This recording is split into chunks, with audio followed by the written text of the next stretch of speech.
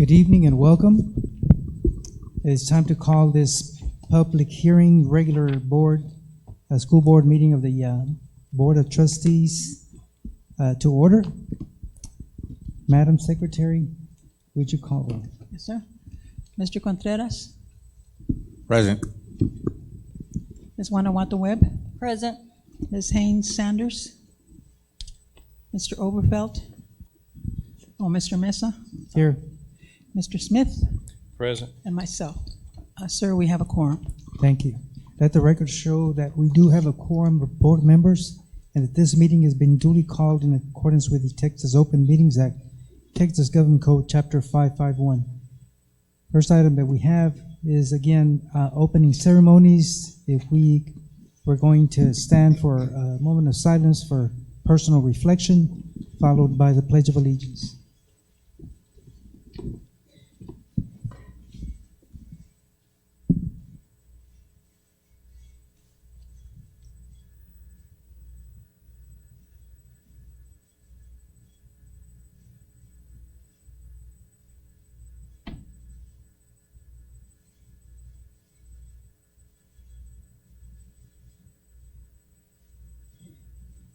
Pledge allegiance to the flag of the United States of America and to the republic for which it stands, one nation, under God, indivisible, with liberty and justice for all.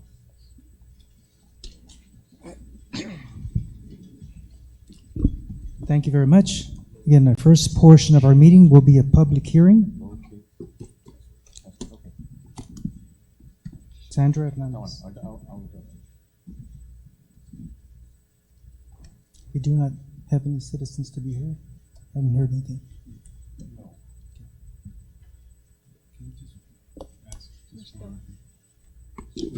For the record, did anybody fill a form for public comments? We did not receive any. Betty's not here. Just want to double check. Hearing none, then we will go on to item 6, public hearing. Mr. Mesa, before we move on, our secretary is on vacation, and cabinet members will be taking notes.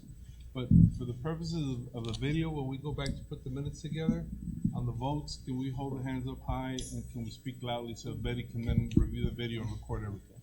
Sure.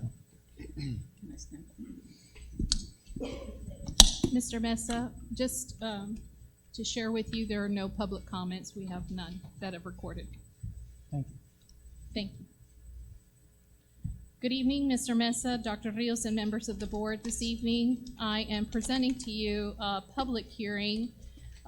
We are sharing the optional flexible school day program, and the purpose of this presentation is twofold. The first is to share with you that the district will be submitting an application for the coming school year, and the second is to present to you the results of the optional flexible school day program in this past school year. So the optional flexible school day program allows districts to provide flexible hours and days of attendance for students who meet at least one of the requirements of the Texas Education Code. The goal of the program is to improve rates for students, graduation rates rather, for students who are in danger of dropping out of school, have dropped out, or in danger of failing coursework in a core subject area. So as I mentioned earlier, the district is required to hold a public hearing concerning the proposed application and to also share the performance of the optional flexible school day program. In this performance review, annually each district shall review the progress of the optional flexible school day program. When we look at this, the progress should be assessed on disaggregated data with respect to race, ethnicity, gender, and socioeconomic status. As well, we look at specifically the high school graduation as one of the performance indicators for students participating in the optional flexible school day program. When we look at this, the school district who's operating the optional flexible school day program for a campus will select and report student performance indicators appropriate to the population that's being served. So we look at attendance, graduation rate, pathway to graduation, and the credits that the students get for participating in this program. So we'll talk about attendance first. What I have here is a comparison chart. The optional flexible school day program specifically targets students who struggle to attend school in a traditional setting due to extenuating circumstances, and they are most likely in danger of dropping out. Under the program, we provide an alternative method of attendance, accounting, which permits students the flexibility to attend school during evening hours or for a few hours during the day. So through the implementation of the program from last year, you'll see in blue, it increased, and this year in red, we see 92.67, and this year 92.85. So the attendance percentage increase. In the graduation rate, the goal of the program is to improve graduation rates for students who are in danger of dropping out of school or have dropped out or who are behind in core subject areas. What I've taken is shared with you the past 3 years consecutively, and you'll see 2016-17 rates, 2017-18 rates in red, and the 2018-19 rates in orange. And you'll see with Del Rio High School, we have 9. In previous years, we had 1, and the year before 2.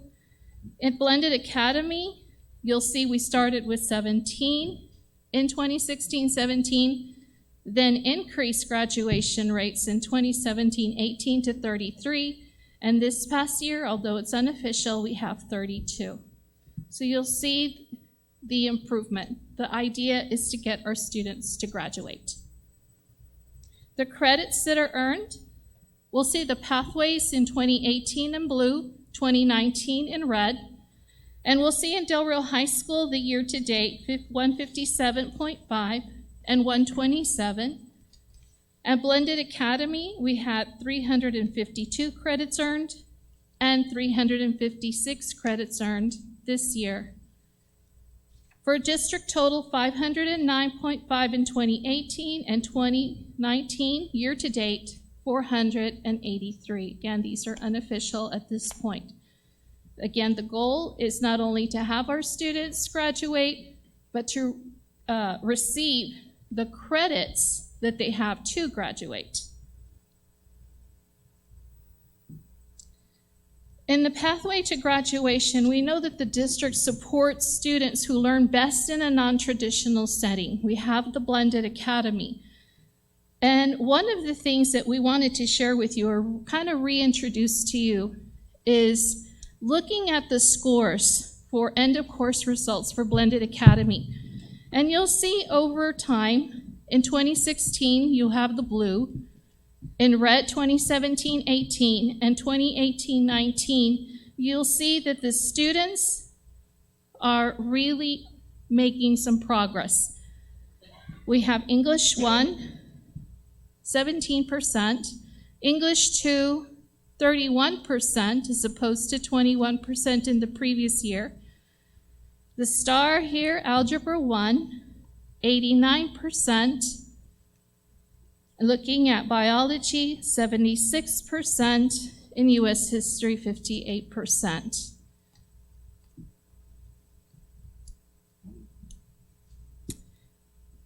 When our students are participating in the optional flexible school day program, the monitoring is key. So the principal and designee monitor the campus program. There is a committee that identifies the students. It consists of the administrator, the counselor, and the teacher. And they identify students who fall in this criteria, who could participate in this program in order to gain their credits, and encourage them to come to school, not to drop out of school, but to come to school and lead their way towards graduation.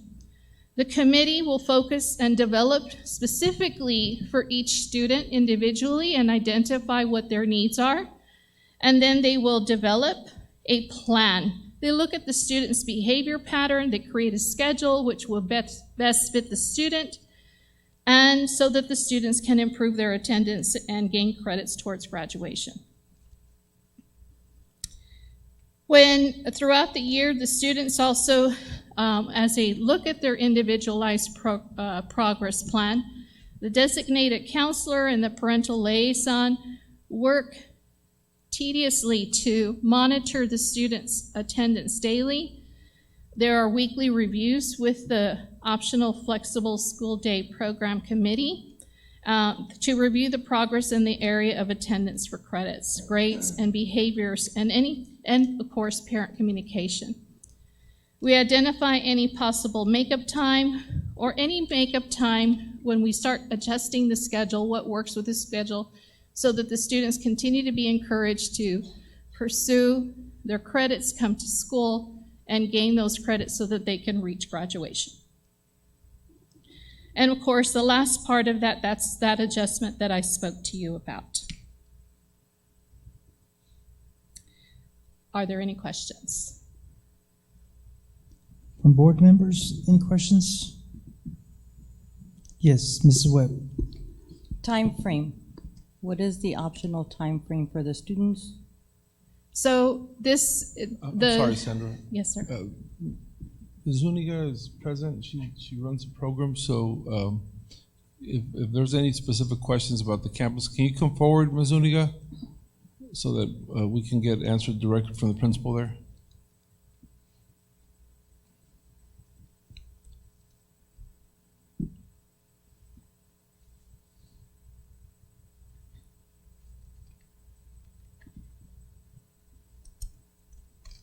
So the time frame, the students are expected to attend a minimum of 45 minutes a day, but we're flexible. We try to encourage them to stay the full day in order to maximize the amount of credits they can earn. Okay, I guess my question is, what time do they arrive? What's the earliest they arrive, and what's the latest time that they leave? Well, we follow the regular school day, 8:15 to 3:30. Okay, However, we're flexible for those that maybe have a child or work all night. We allow them to enter. They can at enter any time 9. during the day? Exactly. Okay, because to me, flexible, they can be evening classes for them, but that's not what we're doing. We're just doing the regular school time. They're just allowed at any time they come in. Yes. Okay, thank you, ma'am. Mr. Contreras? No. No questions? Just a Mr. Smith. comment. I mean, it sounds like just a repeat from we're just continuous on the program which Dr. Garza presented to us, right? I mean, That is correct, Yeah, I Mr. mean, Smith. and I Yes. applaud the district for what, the accomplishments that's made to date, so I support it. Yes. At this time, hearing no other questions from board members, we'll open it up for public comments. This is the public hearing, again, for optional flexible school day program. Any public comments from the public?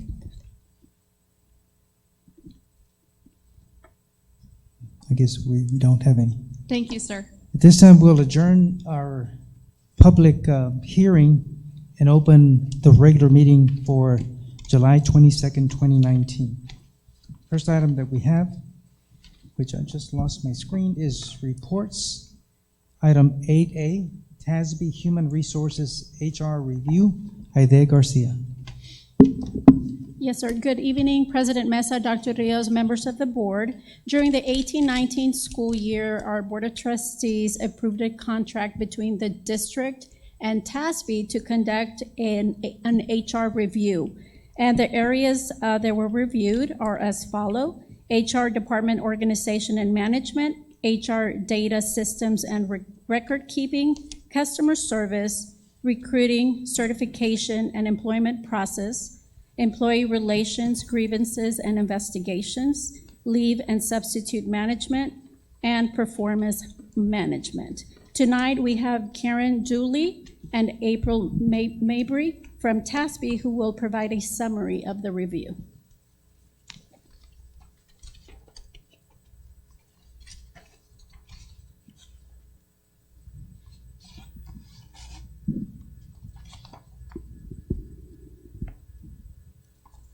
Good evening, board members, superintendent. It's a pleasure to be here tonight from TASB to give a summary of the review that we conducted back in the spring. The district asked for TASB to come in and conduct this HR review, and just with experience in doing these over the last few years, I will tell you that this was a really good review compared to other districts. There's a lot of great things going on here, and not just saying it just because I'm standing in front of you this evening, really saying it because we mean it. You have a collaborative HR department that is working well with other departments across the district. They are seeking innovations. They want to be innovative and strategic in the work that they do, and that's a very good thing. So you will see that through the successes that I'm going to share with you tonight. And then I'm going to also share some opportunities, but these are not opportunities because of major problems within the department. It's just ways that they could get even better than what they already are. Okay. So the HR review, actually, the process itself, we collected data. Staff provided us with information regarding processes and procedures regarding the areas that were just given to you. We did come and conduct a site visit, including interviews with district administrators as well as principals. Then we went back and we looked at some peer comparisons, looking at your HR department compared to some peers across the state within their department. We reviewed the data that we had collected and the information that we collected through the interviews. And then we built models for improvement. These are to align with best practices as well as to address needs that we found, or opportunities, I should say. Okay, successes and opportunities. Beginning with successes in the department organization and management, first of all, the HR's location itself is adequate and effective for customer service. So it's located in a great place in the central administration building to be able to serve its customers. Roles and responsibilities are clearly defined and appropriately divided between HR and payroll to provide checks and balances against fraud and other errors. For opportunities in this area, you need to determine HR's role in achieving district goals and impacting student learning and success. Determine strategic initiatives, collect, analyze, and use metrics for goal setting and targeting improvements. And it's not that they don't have some goals within the department, it's just having those written and focusing and aligning those with what the district strategic plan is important. The exempt department, the employees in the exempt department are aligned with the average for the peer districts, and the non-exempt or the hourly employees are very close to the peer district average. So this district's department is very similar to that of its peer districts. The HR coordinators, what we did note were that the HR coordinators are assigned some office and clerical duties in their job descriptions. And so they need to do a better job of aligning those professional duties with what their role actually is. And then that would give assistance to the chief HR officer, who can then focus on more of the strategic efforts within the department. Procedures and processes should be documented to ensure consistency and alignment with policy, identify opportunities for improvement, efficiency, and automation, and identify staff development and cross-training needs. Technology systems. The successes noted here are employees use True Time and Time Off in Skyward to track their time worked and their leave, and they use Employee Access to manage their employee information. Under opportunities in the technology system, Skyward functionalities should be used to automate HR processes and improve information sharing among stakeholders, leading to department efficiencies.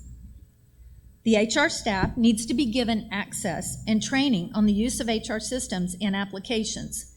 This will improve use of the HRIS and can lead to additional innovations, and they have such a great willingness to do this, and so it's something that you can definitely take advantage of.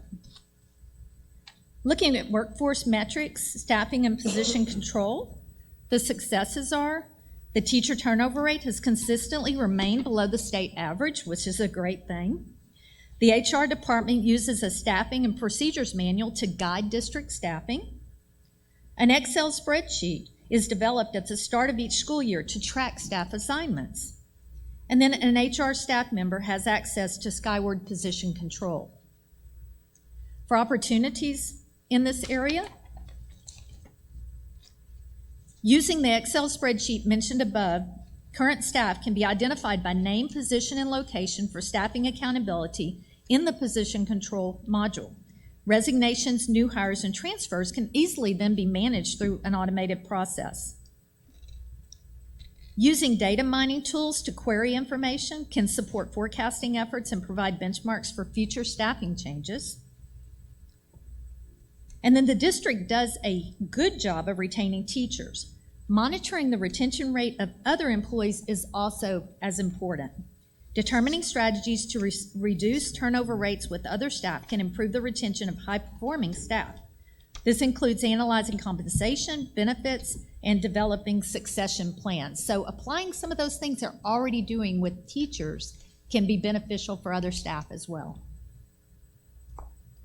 Under personnel records management, some successes. Personnel records were complete and easily accessible. Systems were in place to ensure confidentiality and appropriate release of records.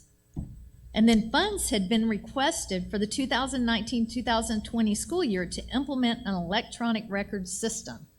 So if you haven't approved that yet, you might want to think about that. That would be a great thing for this HR department. Opportunities. Systems should be put into place to ensure the records retention schedule is current and to facilitate purging, archiving, and retention of records. A sample local retention schedule for personnel records is available in the HR Services HR Library. Establishing a schedule can help maintain the system. Once an electronic record system is purchased, a plan to transfer to paperless office should be developed, identifying oversight, implementation, and administration of the process. Measures should be taken to ensure the integrity of hard copy active, inactive, and permanent or archive records to protect from fire, water, and other damage. Recruitment, certification, and employment processes, your successes. Included hiring authority is appropriately delegated to meet your staffing needs. Current teachers and new hires are certified for current assignments. And recruiting is proactive. Anticipated needs are based on staffing, projections, and hiring processes are timely. As well as applicants and administrators come together at a local hiring event supporting district recruitment efforts. The transfer process is timely and efficient, and criminal history and background checks are consistently conducted. Under opportunities in this area, include the HR department should continue to provide oversight for the reviewing and updating of job descriptions for all district positions on a regular basis. Communicating roles and responsibilities of each position is necessary to hold staff accountable for their job performance. Creating a process that expedites updates can help with the posting process and make it can expedite the process as well. Providing flexible work schedules, assigning an employee to an existing vacancy, or reducing responsibilities are ways to transition employees into retirement. Making sure that compensation is adjusted to reflect that reduction of responsibilities or change in work schedule is also important. The district application is one of the first opportunities this district has to make a positive impression. So making sure that that application is aesthetically pleasing and informative is important. Implementing a screener can help narrow an applicant pool and provide an administrator the information needed to narrow their applicant pool and identify applicant strengths and weaknesses. Other opportunities in this area include the interview process can be strengthened by training staff on topics about the compliance and hiring process, steps to hiring, and factors to consider when determining a district fit. Providing a database of research-based questions with a rubric also will help with consistency. Automating the employee contract process can improve overall efficiencies and reduce any errors in the contract assignments. And then onboarding the last step to recruitment, but the first step to retention, needs to be integrated and aligned so all new employees understand the culture and mission of the district, and will strengthen the employees' connection to the district and improvement relationships with coworkers. Under administrator support and customer service, HR serves internal customers, district applicants, teacher preparation programs, and the public. The San Felipe Del Rio Consolidated ISD HR Department was viewed as being positive, courteous, and supportive. Opportunities in this area. Department information should be provided to employees in varying formats, including the website, internet, newsletter. Information may include recognitions, updates, or additions to policies and procedures, additional resources, and online forms. Electronic forms can help speed up interactions between the HR department and supervisors. The hiring process can be expedited through an electronic screening process, position request, and recommendation for hire. Customer support can be improved further through supervisor training for HR compliance, supervisory skills, managing employee performance and hiring processes, surveying principals and supervisors one time a year to determine areas for improvement may also be helpful to help guide those topics. Under grievances and investigations, your successes are the HR provides for the prompt investigation and resolution of allegations of improper behavior by district employees, and unemployment claims are timely addressed. Under opportunities, to be proactive, the district can create procedures for identifying, documenting, investigating, and resolving complaints, providing an HR contact to principals and supervisors to assist in dealing with employee issues may also be helpful. Training on responding to or preventing employee complaints should be provided. And then all non-contracted staff working less than 12 months should be given a letter of reasonable assurance each year. Involving principals and supervisors in responses to unemployment claims may provide additional support for the district. Compensation systems and administration successes. HR is responsible for leading the design and implementation of the compensation plan, and the district has a formal defined pay structure and procedures for all personnel. As well as employee pay systems are monitored and adjusted on a periodic basis to remain competitive. Employee pay is competitive, and then employee communication on pay and benefits is provided. Opportunities in this area. HR should evaluate exemption designations, particularly for the HR staff, to determine accuracy based on the Fair Labor Standard Act duties and responsibilities and not on titles, job descriptions, or incumbent qualifications. Time records need to be reviewed and approved by supervisors for each pay period. HR staff should be determining the status of employee or independent contractor for pay purposes. Properly implementing FLSA will help avoid unpaid taxes, back pay, or penalties. Communicating employee total compensation at the start of the school year, including salary or hourly rate of pay, benefit information, including health, dental, vision, life, disability, annuity, will provide ample time for employees to clarify any type of misinformation. Under leave administration and substitutes, the successes include clearly defined procedures for communicating absence information exist, and then HR recruits and maintains a sufficient number of qualified substitutes. Under opportunities, HR should ensure description of leave benefits in the employee handbook accurately reflect policy provisions. Forms for leave should contain required information and comply with the Department of Labor. Replacing existing forms with those available in the HR library will ensure this. Absence rates and trend data should be examined to identify excessive absences, patterns, and areas of concern and opportunities for improvement.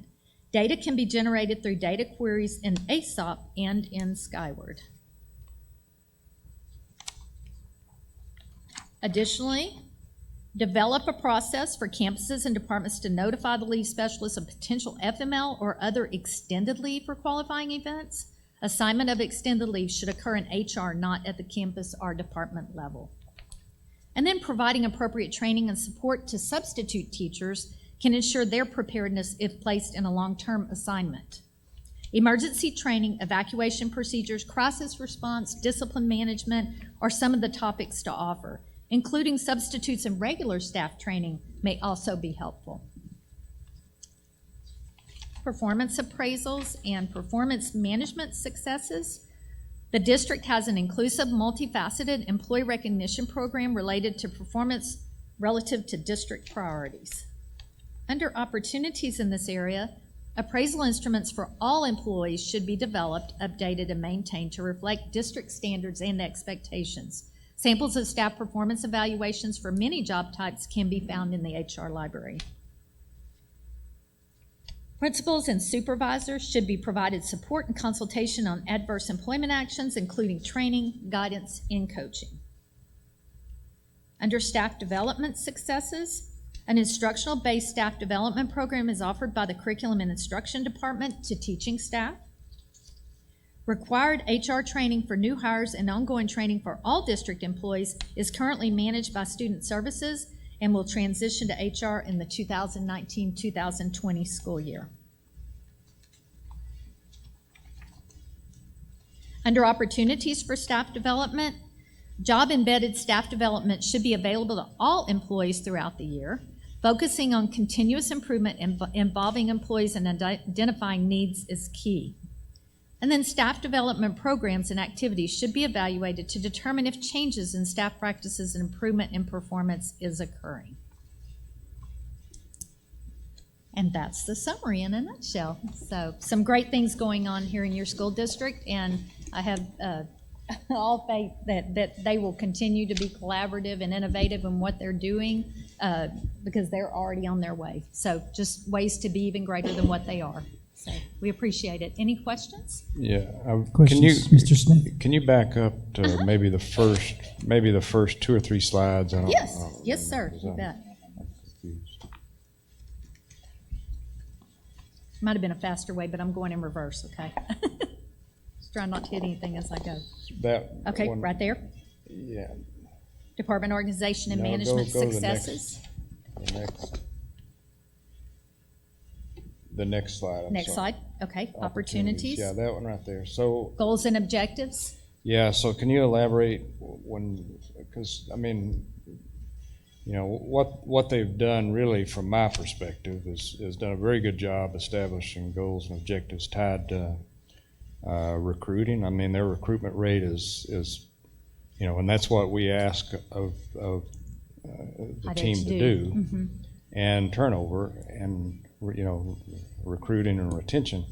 So can you elaborate on what's missing? Yeah, just to make sure that all of the district goals are inclusive in what they do as far as their strategizing in HR. What happens a lot of times is they'll focus on those HR, just direct HR compliance or standard practices in HR instead of tying the fact that, you know, who is hired and how you determine district fits and things like that maybe, or the knowledge of curriculum and how it impacts and what is HR's responsibility in that. Being that HR is 80%, depending on which school district, part of the budget, you know, they have impact on most all functions within the district. And a lot of the times, HR departments are removed from some of those things. Okay.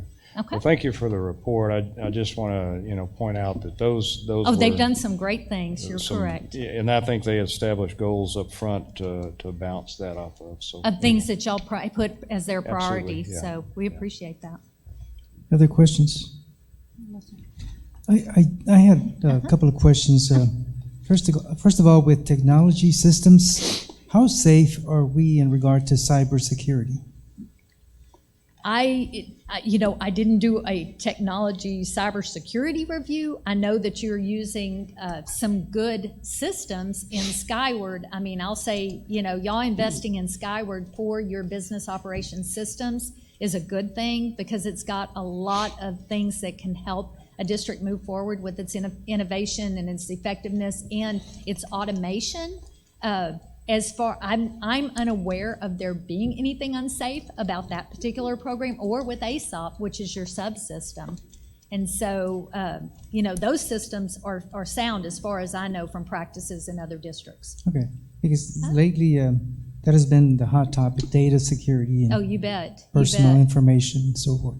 Yes, we experience it ourselves. We actually this week had to do an additional email training because of, just those phishing Yes. activities out there, and they are constantly having us do updates ourselves within TASB just to make sure, because we have people all the time that are playing like there's somebody within our organization asking for you to press a button or submit some information, and education is key in making sure that your systems are safe, because it's not the system a lot of times itself, it's also the users. So making sure that the users are aware of what they can or cannot, or what they should or should not do on the system is important. Yes, and I just want to make a comment. TASB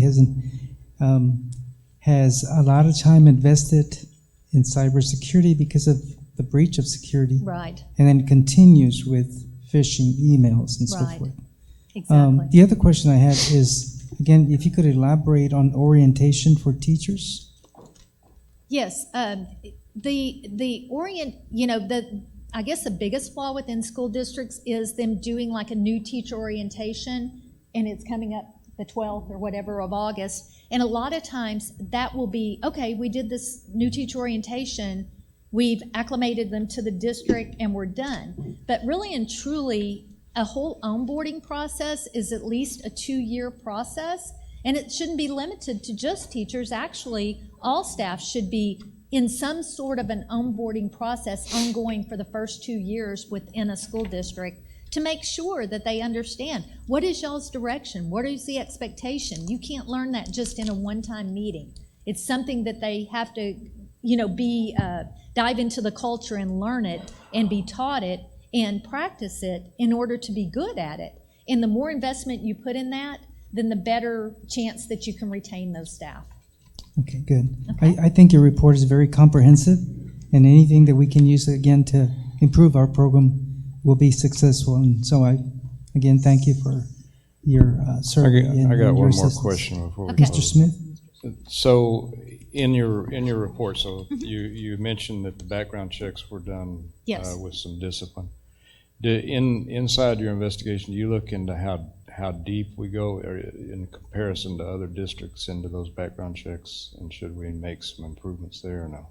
It appeared to be, on target with what other districts do. So the depth of that okay. Yeah, probably the biggest opportunity that districts have that not many are taking advantage of yet is to go and either have existing employees redo their background check if they were done prior to, I think it's 2018 actually. I think it was 18. But just because of the wrap back, what that is that back when I did it, when we first did them, I was FBI checked and everything. But now if I were to go into a district and be hired by a district and you pull up my background check, it's only going to show my DPS Texas information. It's no longer going to show my FBI information. Now, we didn't know quite what was going on with that. We do now because of what they've come back with. So people fingerprinting now will be FBI checked and it'll remain on their background check. But people that were prior to, I think it's 2 years ago, when they had it done, anybody prior to that, it's fallen off of theirs. And so some districts are having their new hires, even though they're in the system, go and fingerprint again because they want to try to capture that FBI information. Or some of them are even having their whole going through waves of employees within their district and doing it again just because they're trying to, keep that FBI part on their record. And what that means is, say that on spring break I go down to Florida and I get arrested for a DWI. Well, that's not going to be on my Texas record, but it would be on my FBI check. So we see it more the schools along the Texas border, bordering Oklahoma, bordering Arkansas, those states, Louisiana, because of them going back and forth. Yeah. Okay. Thanks for the details. Anyway, I think that would be something that you could do to improve, but it comes with a cost, and you got to determine, do you pass that cost to the person, the employee, or does the district handle that cost? So it's a decision you have to make. Yeah. Well, good job on the overall report. Thank you so much. Thank you. Y'all, like I said, the opportunities are just for them to be even greater than they already are. So they're a good department. Awesome. Thank you. Thank you so much. We continue with reports. We're on agenda item 8B, Facilities and Construction, S. Henge.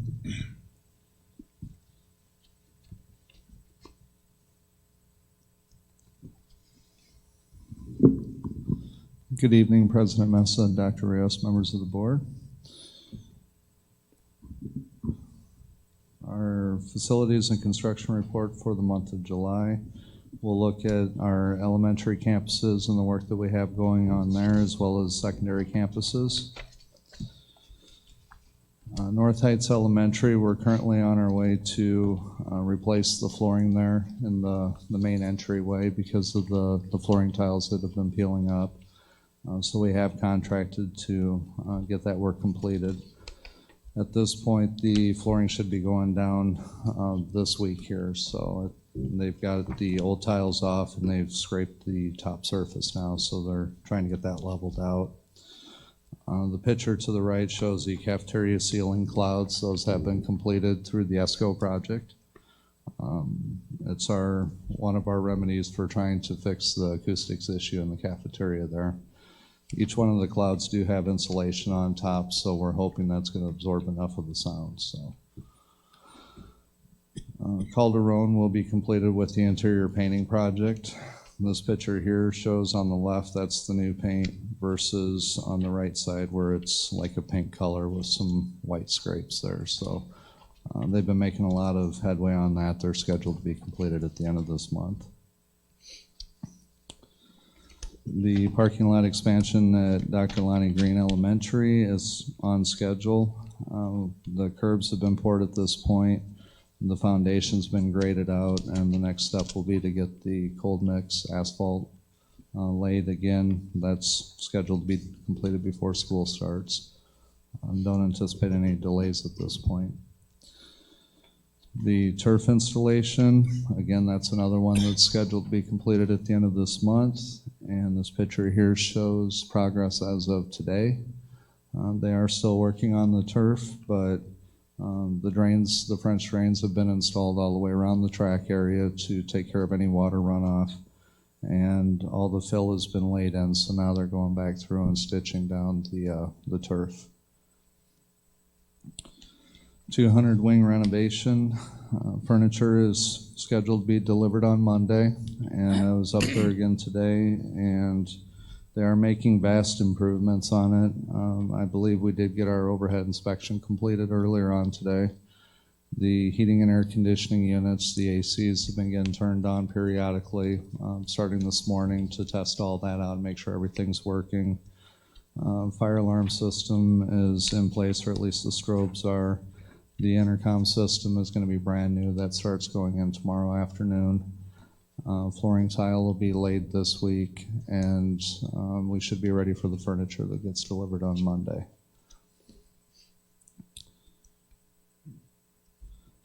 600 wing, we're still working on getting the rest of the heating and air conditioning equipment in. The photo on the left shows after we did demo in that area. The photo on the right shows the new insulation that was sprayed in, much like we did in the 200 and we'll be doing in the 400 wing. And the new ductwork is also shown there in that picture to the right. That one also is scheduled to be completed this month, and then we'll work aggressively to get the labs back up and running before school starts.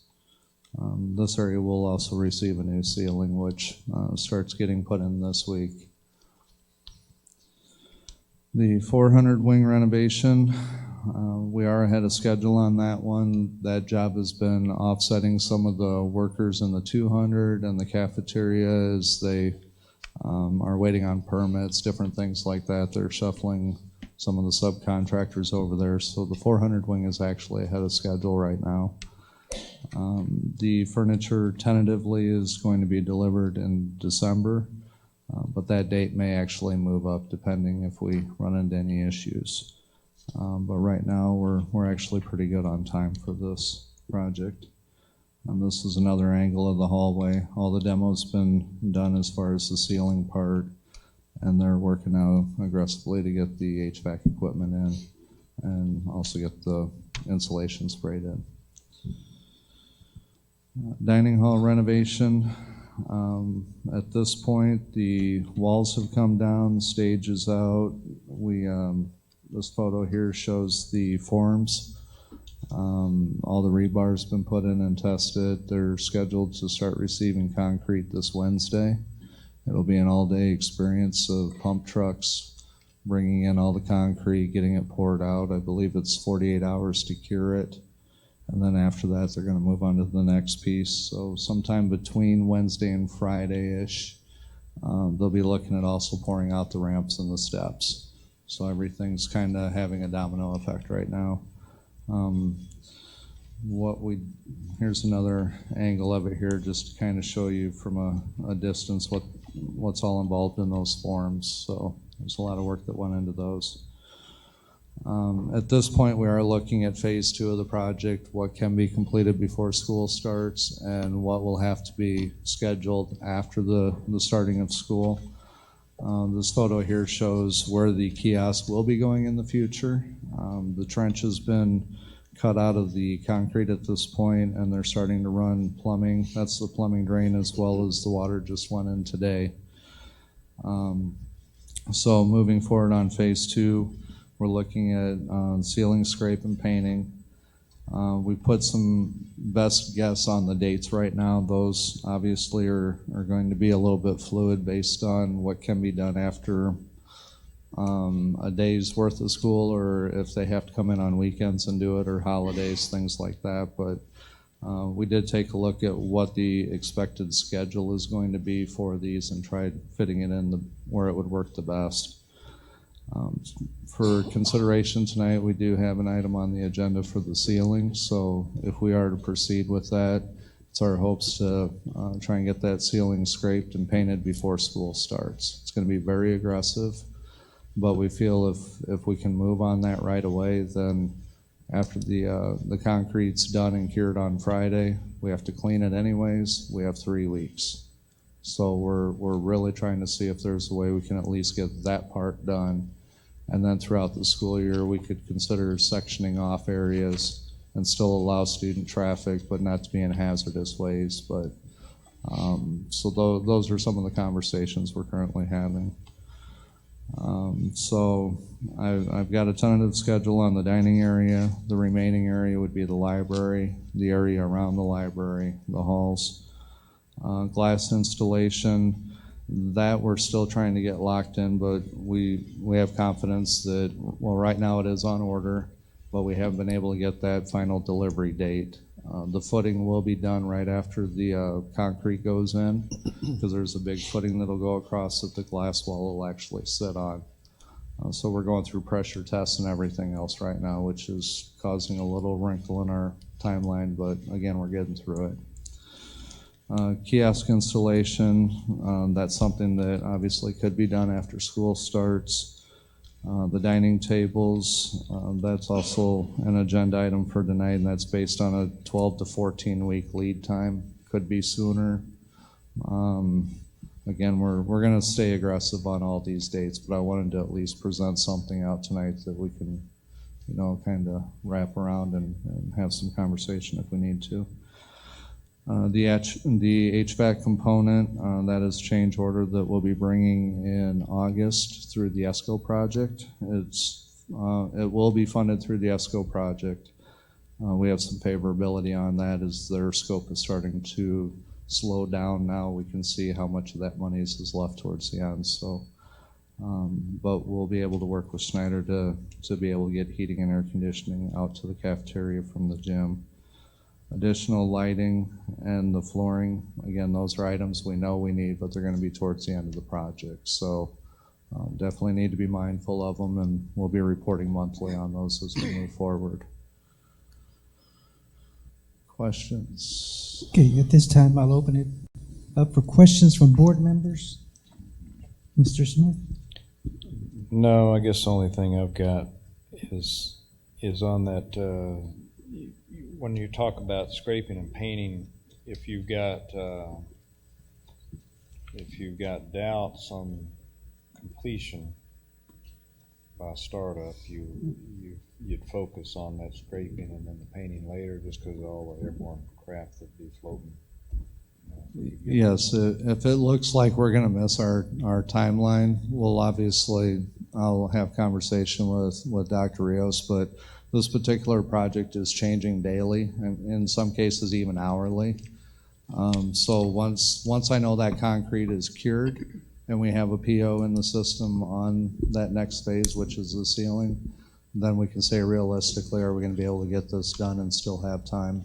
So I don't anticipate a day before school starts and we're still cleaning.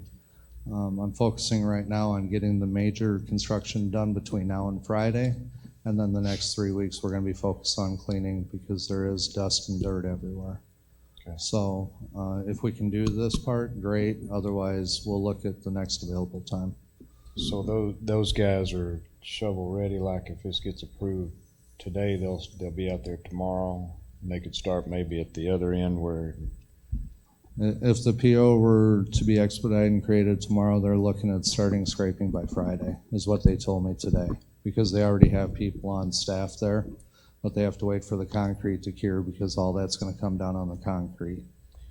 Yeah, So that concrete work's done on what I'd call the east end, and so they could start on the west end. yeah, yes, we can work through some of those details, but there is ceiling above the new concrete. I'm getting into Yes. macro stuff and so Yes. you got it under control. No. Yes, I'll sir. let you. I like to think so. Yeah. Hopefully, it's a lot.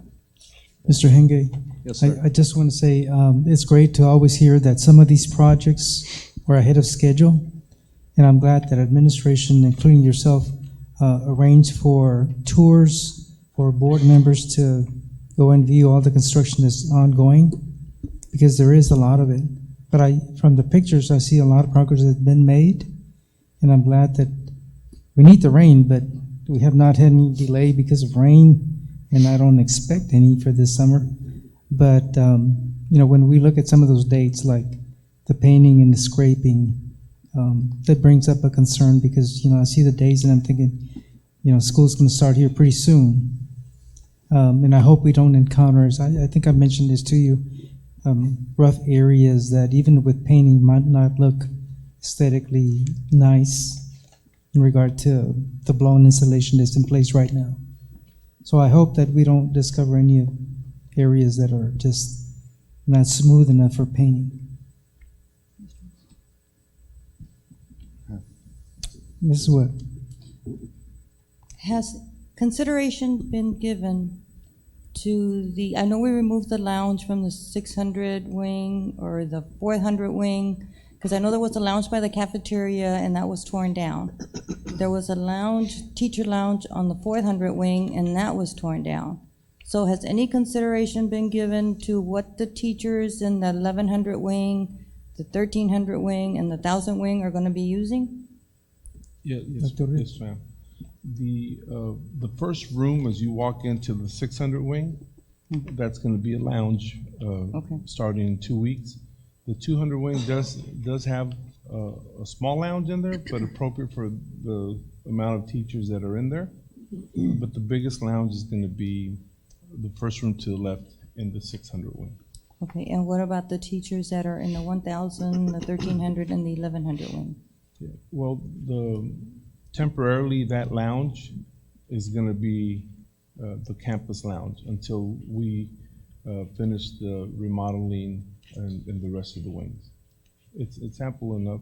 The restrooms is more of the concern, but there'll be enough faculty restrooms available. And then I know I mentioned the mold in the health science wing. Has that been addressed already? Yes, we've been looking into the high humidity that we've been experiencing there, and there were several reasons that caused that. We have pulled the furniture, we've sent custodial staff in there to clean that, and we are addressing the issue right now through the use of dehumidifiers and some other options that we have on the table. The work that was completed in there with the new thermostats and the HVAC work has created an environment that historically has not been in that area, and it hasn't been in our favor. So we're working through sealing up the building and just a number of processes that we're going through right now to address it. It will be ready before school starts, though. Because I noticed that a lot of our custodians are cleaning, but they're not using any facial masks, they're not using anything so that they're not breathing the spores and everything else that's airborne. So I don't know if that needs to be All safety addressed. equipment has been provided to the staff, but I will do a follow-up with Mr. Carcasey to find out more details on that. Okay, thank you. Any other questions? No other questions. Thank you, Mr. Engay. Thank you.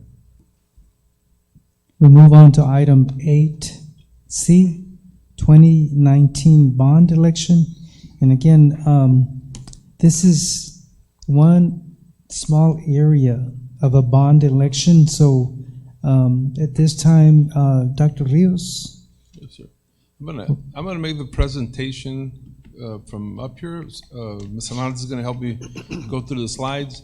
And then we also have bond counsel and our financial advisor available for any questions that may come up. Please pause that yet, Sandra. We're not ready for that. Okay. I just want to introduce what brought us to this discussion. The district attempted to pass a bond election a couple of years ago for $60 million, and the bond election failed. At that time, the state would have provided almost $30 million in assistance in paying the bond back, which would have left us with a $30 million bond to pay. That bond election had the construction of 2 elementary campuses, extensive renovations to the high school, and then some renovations throughout. The bond didn't pass, therefore staff went forward and asked the board to allocate money first for the renovations of the restrooms at the high school, which most of the restrooms at the high school are now renovated.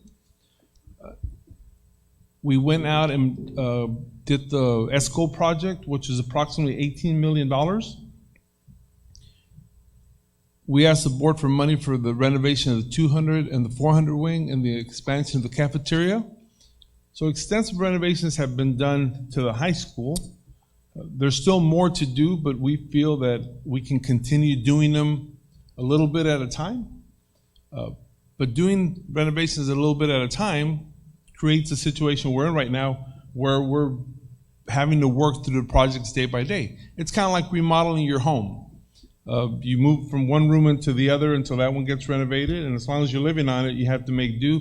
But we think that our construction department and our contractors have been very collaborative, and we're going to get that done. That leaves the question of 2 elementary schools, and do we want to do a bond election for one or both schools or neither?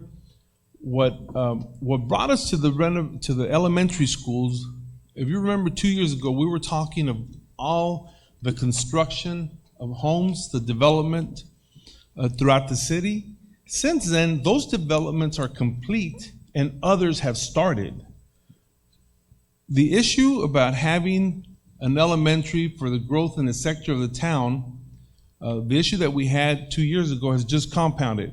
I asked Mr. Luna to take his staff and try to collect an aerial view of the growth that has occurred or has begun to occur since the last bond election. So the first part of the video is just to show the areas that necessitate this bond election. Can you show that quick 2-minute, 1-minute video, Sandra? Yes, sir. That's that area right north of Cantu.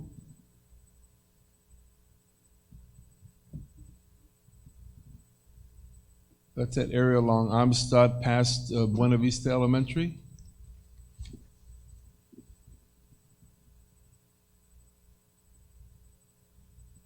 And you can see the construction. This is all this is today.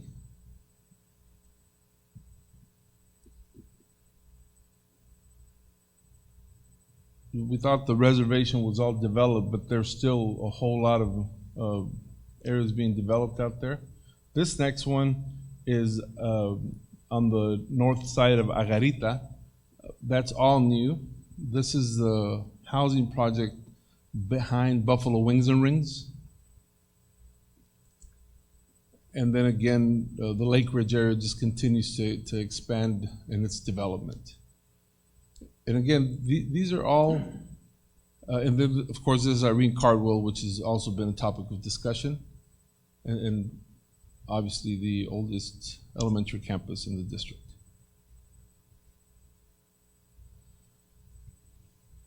So these developments that we showed you are just developments that have occurred within the last few years, with the exception of that apartment complex. That one was already in the works. But this is just in addition to what necessitated the discussion 2 years ago. That's why we're here before you again talking about the bond election. I'm going to go through some slides that just talk about what the possible bond election will be. Then we'll open it up for questions. And like I said, Mr. Gonzalez and Mr. Martinez are here that can help with some of the answers. Can you move forward, Senator? We talked about the language. Option A would be to have one bond election with two separate referendums. Give the community a choice. Do you want one elementary school, two elementary schools, or neither? Next, Senator. The other bond election would just be to combine both of them for a total of $35 million, which is what we believe would be the cost of both elementary schools. And I'll talk a little bit about the cost here as we move forward. Because a lot of people would tell you that $35 million isn't enough to build two elementary schools. I feel a little different. And then option C would be to borrow $19 million to acquire some land and build one elementary school, and then take out a tax note to build another elementary school. And we've discussed that option with y'all before. Next slide, Sandra. Our PFM, our financial consultant, has provided various scenarios on what it would be to pay this bond election, how much it will cost, and we're going to look at some of those.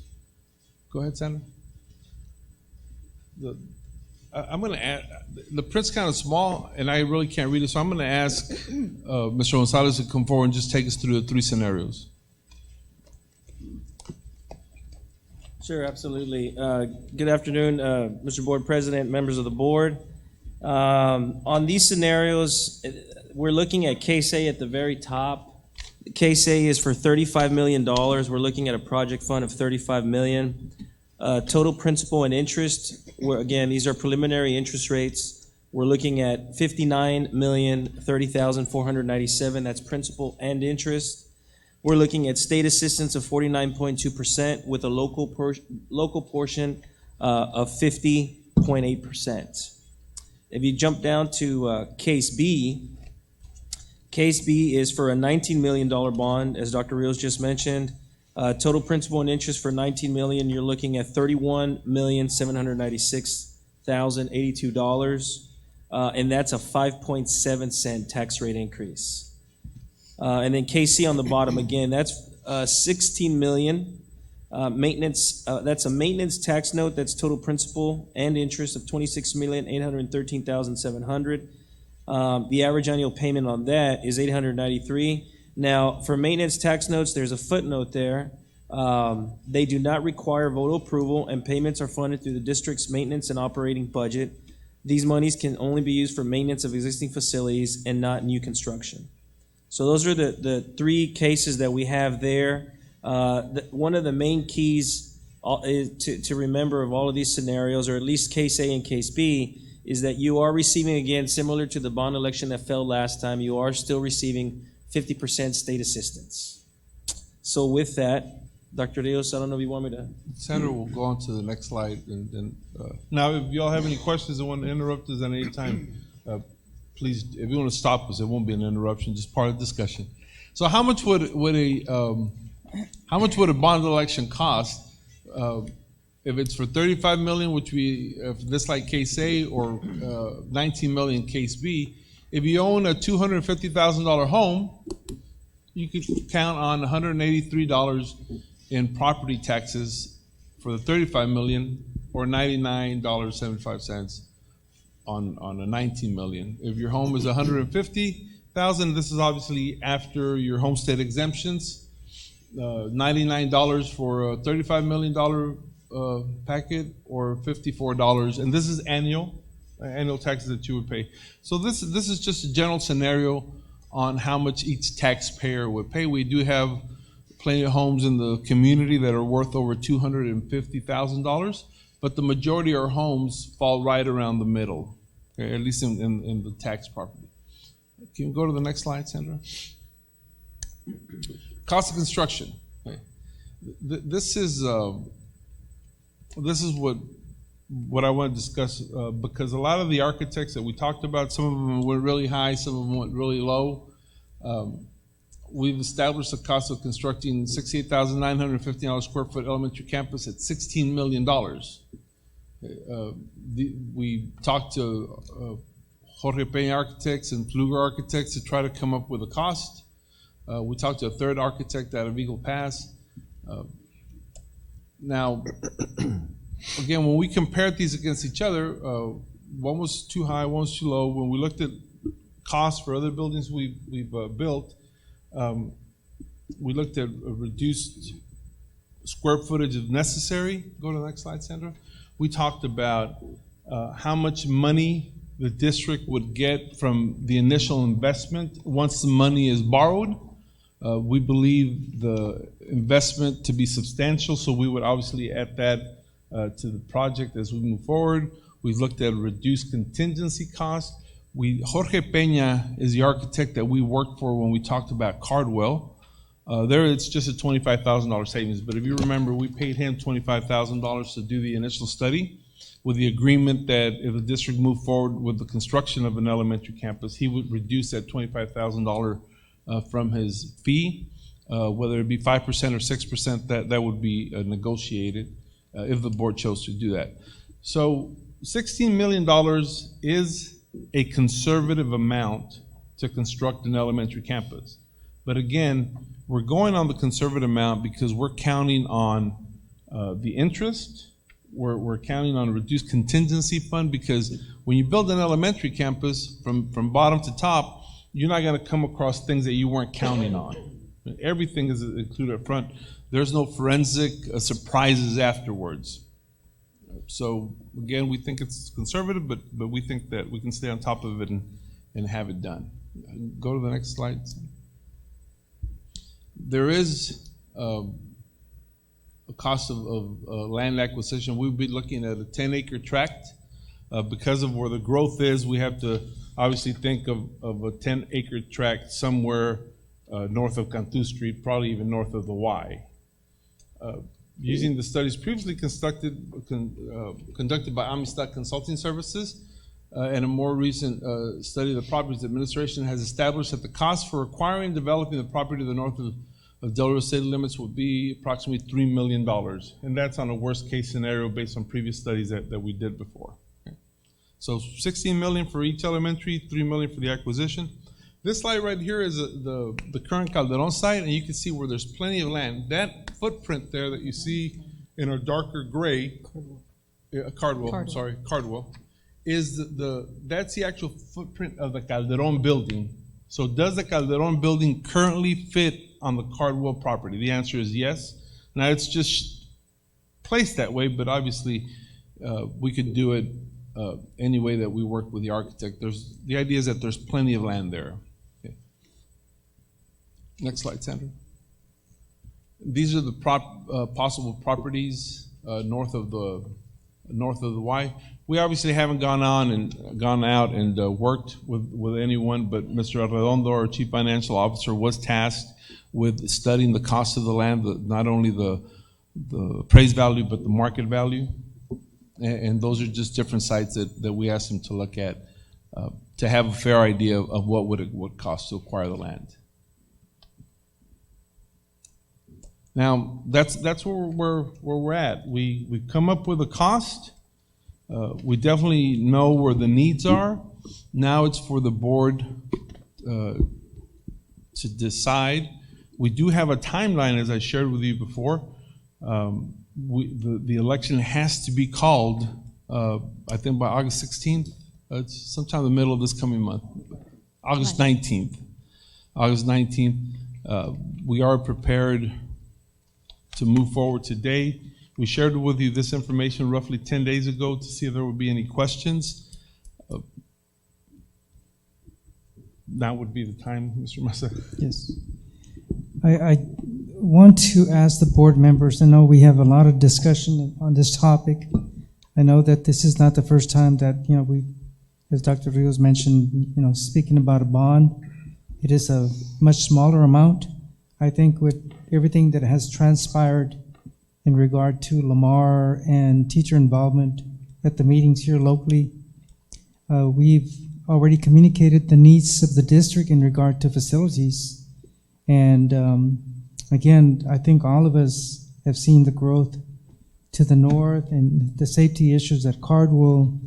We bring up at whenever we speak about safety and concern for our students. But I think it's going to be a lot of dialogue from board members and questions, and not only that, I think the support from board members going to speak at different events. I think this is critical to what the outcome will be.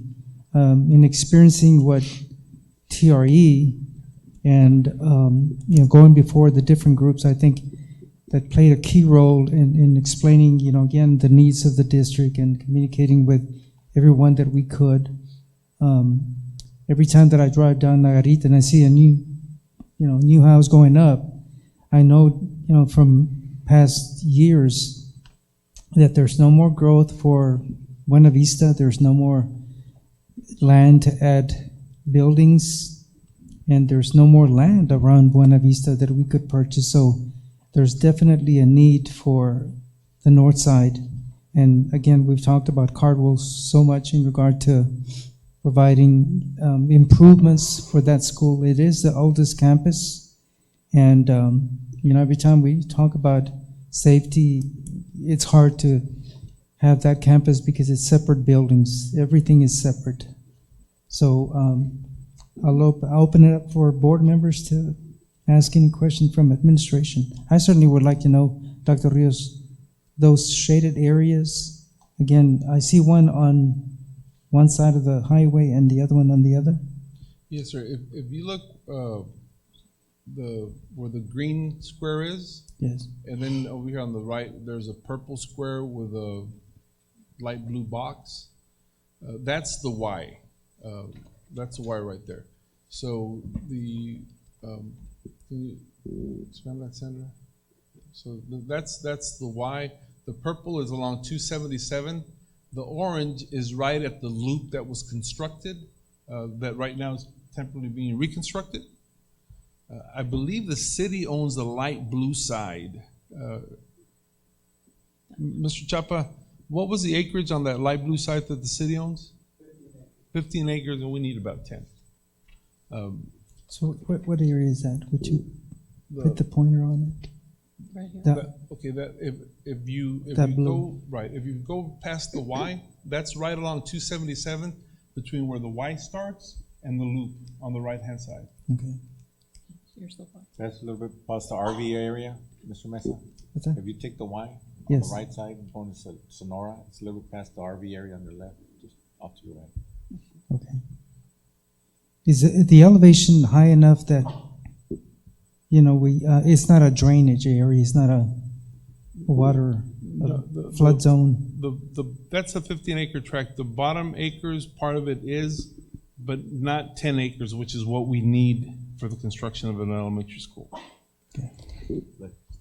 And again, these are just possible sites. These are sites that are for sale. These aren't sites that are being donated because somebody wants to develop in the area. This is property that we would buy that's more central to where we believe the population is growing around. Mm-hmm. Questions? Well, I got a Smith? few things. I mean, you know, for us, you know, when I reflect back over the course of the past few months, and, you know, we've been presented with viable solutions that were cost effective to deal with the Cardwell thing. And then we throw in, now all of a sudden our solution for that piece is 2 schools. You know, I'm not there. They're just, you know, the delta between that 35 and that 19, I'm not even remotely close to there. I'm all for the growth in the North Side School and a $19 million bond election, but I would not go myself and support 2 campuses at that price tag, knowing that we had viable options on the table that we passed up. I don't think that would be intelligent for us to do. Yes. Go ahead. Dr. I don't want to feel, I certainly don't want to appear to be defensive. I just want to explain things. The administration did present 3 viable options for Cardwell over the course of a few months. We're presenting information for all possible scenarios. So I just want to be clear that we're presenting information everywhere from a $35 million bond to no bond to borrowing money for a certain one. But if the board would ask administration to make a recommendation, we certainly would make one that we think the voters would approve or that would have a better chance of approving. But again, the purpose is to provide hopefully the board enough information so that a recommendation will come from the board after enough discussion, and it'd be one that the board could get behind. Because as Mr. Mesa mentioned earlier, the success of the TRE, I think, was only successful because of the involvement of the board in promoting that. So I'm with you, Mr. Smith, but again, we think that if the board comes together and makes a recommendation. Just to be clear on my part, in order to get my support, it would be solely for a Northside school in a $19 million bond election. Yes. And again, I do want discussion from every board member because, you know, I start to think about that, and as you well know, you know, it's been some time back that we've seen the growth on the north side. We've seen how Buena Vista is landlocked. And we've seen, you know, we tried a $16 million bond, it failed. But, you know, I listened to what Mr. Smith is saying, and yet I'm thinking, you know, how are we're going to improve Cardwell because we still have that old campus. We're helping out the north side if we build a school on the north side. But we still have the dilemma with making Cardwell safe in regard to all the open areas. And so my thinking is that I think we've spoken to enough teachers in regard to what happened with renaming Lamar and all these things that it seemed like social media was putting out that, you know, we were doing all kinds of things and we were in discussion stage. We haven't done anything, but we had so many teachers that came to our meetings here, which was great, that I think we communicated that to as many teachers that were in attendance, the needs of the district. And so I think they understand and would support, along with several organizations such as, you know, the border organization and others. When we went before the Rotaries and Lions and so forth to talk about TRE, you know, we talked about the areas of need for the district, and I think we communicated that message quite a bit. And when they hear that the state pays 50%, I think that is the selling point. Because again, I think, okay, we're great. And I agree that the biggest need is for the north side in regard to the timeline. And I wish we would have had other options when, for example, you know, we move the students as we try to do to areas that have, to campuses that have the space for them and save $1 million, well, that helps us financially to save money and to do something about Cardwell. But if we build a school, again, on the north side, and this is, again, I'm sharing my thoughts again with you. It will solve the issue with growth on the north side, but we still have the issue with Cardwell and safety. I agree. I mean, at the end of the day, we still have that issue, and we have to deal with that as a board. I totally agree. I just don't know how it turned into such a large number when we were given viable options, and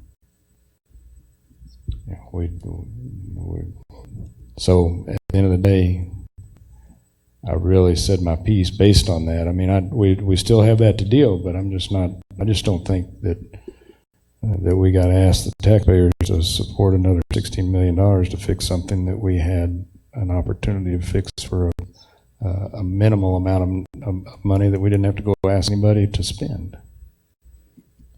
But Correct. I totally support a $19 million bond election for a Northside school and deal with the call with the Irene Cardwell issue as a separate subject. Yes. And again, we're in the discussion stage, and I would like to hear from everyone involved, because this is, I mean, it's true. We still have the problem. We tried to fix it, but so far, I mean, it's water under the bridge, and it didn't happen. Yep. Okay, Mr. Webb. Yes. In regard to one campus for the 19 million, it was also brought up to the fact that money could be borrowed to build a campus for Cardwell. That was also on the table prior. So if the money is still there for us to be able to approve the loan for Cardwell to have their campus on their campus, then I would be in favor of just one campus bond election. However, a question for Mr. Gonzalez, for the taxpayers, because there will be an increase in taxes.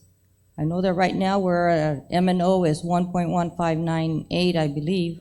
What would be the interest rate on an M&O on $100,000 home? Sorry, I can, Sandra, can you go back to the slide that had the cost of a?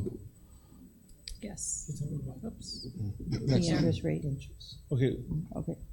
Well, if we go out on a loan, the taxpayer doesn't pay any of that. Correct. Because we're not allowed to pass that burden on to them. And only borrow on 19 million, a bond, those are the amounts there.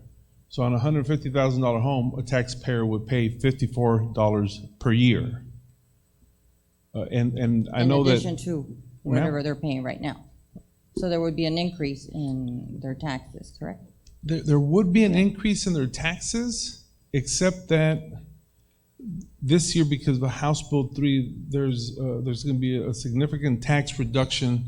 And I know that either Mr. Arredondo or Mr. Gonzalez, either one of us can give us the exact amount. But it is going to be a significant tax reduction that they would get regardless, so the voters won't feel the increase as much. What's the reduction in taxes? It's going to go how many cents, Mr. Arredondo? 93? $1.03. Yeah, there's going to be a compression to the tax rate. Correct. So we're estimating that the rate is going to go down by about 8 cents. So you got that tax relief. And then if you would go with option one, then it would go up by a nickel. So net, it's still a reduction. But one increase is on the INS and the decrease is on the M&O. M&M. Because we have Senate Bill 2 and House Bill 3. So I would be in favor of the bond for 19 and then the loan for the construction of Cardwell. And the reason that we put that information up there, Ms. Webb, is because this board discussed it. However, I want to remind everyone that that is an option.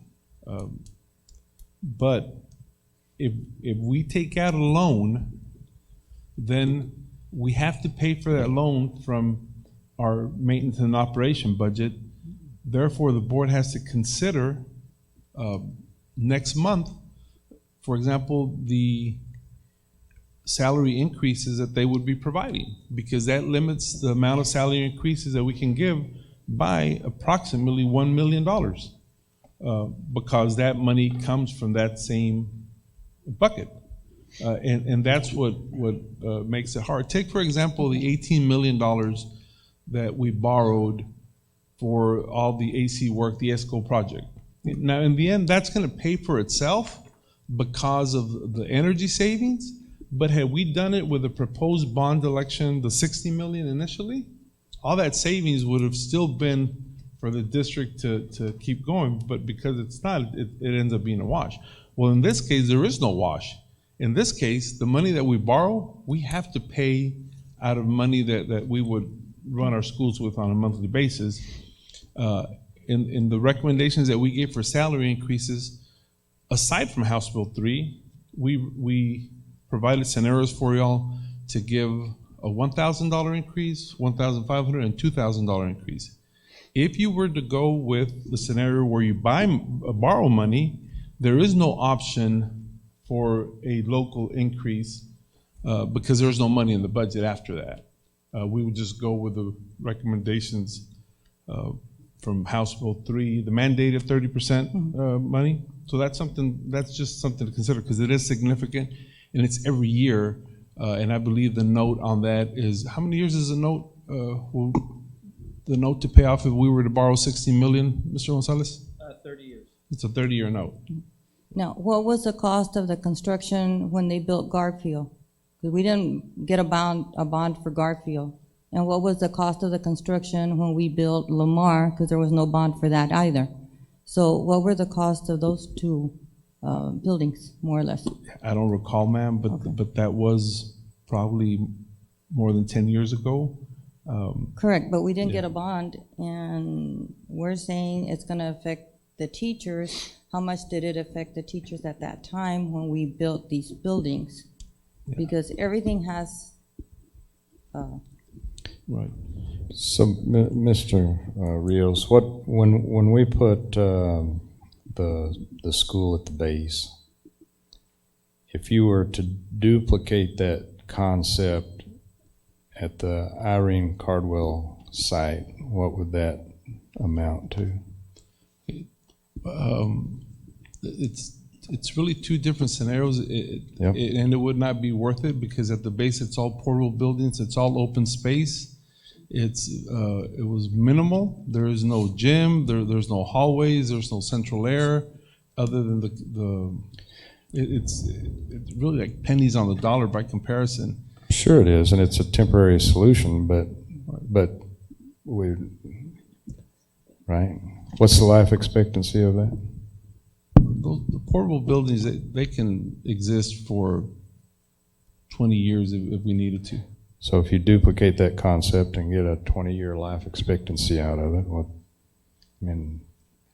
it's a viable option versus where we're at today in a $16 million project.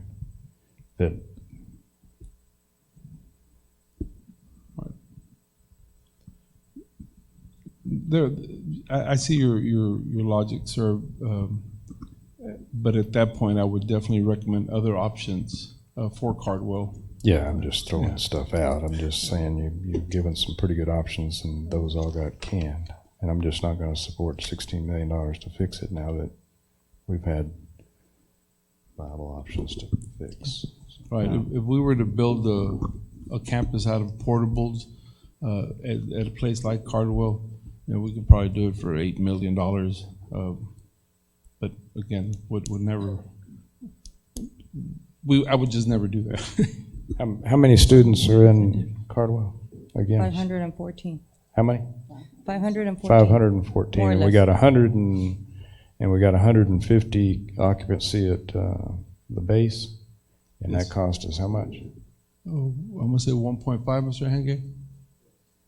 Yeah. So you were a little strong, but per head, but yeah, wouldn't be free. I would never recommend that we buy portables again. We couldn't get rid of we gave them away. But I don't think there's any district going to portables anymore. That's the thing of the past. Just so you know, we just did it.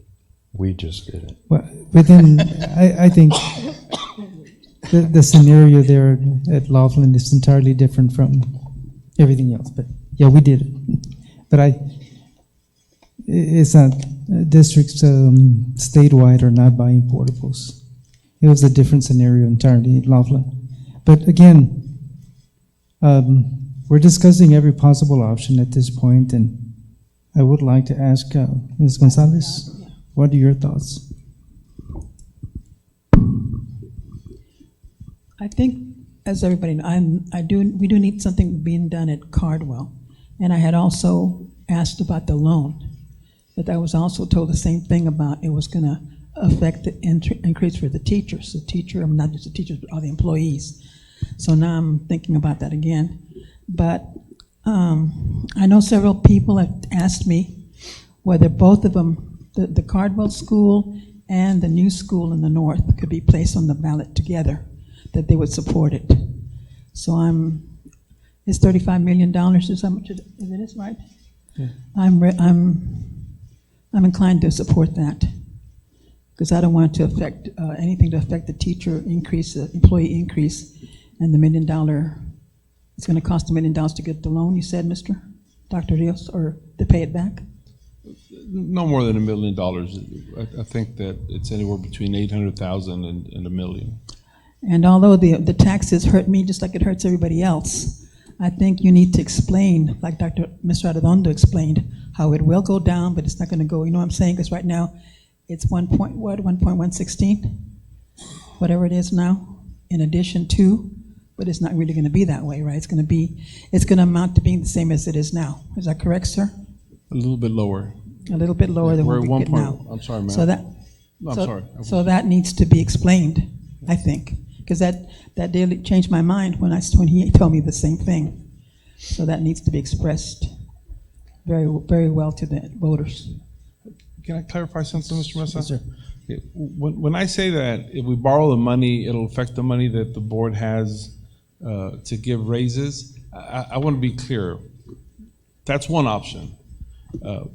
Because we also buy buses at $100,000 a year. We provide for internet security. We provide for a whole lot of expenses, but I really don't think that the district can go 5 years without purchasing a bus every year. I don't believe that the school district can go without investing in technology. So there's other areas we could cut, but none of them would help us serve the students. We use teacher salaries because that is the most expensive. And I also wanted to share when Ms. Webb answered how it would affect the teacher salaries and what we did when we built Garfield. Well, I wasn't in the administration at the time, but I do remember, and I think that all of our teachers remember, that when we borrowed money as a district and community, how often between 1985 and 2003 did we hear the district is broke?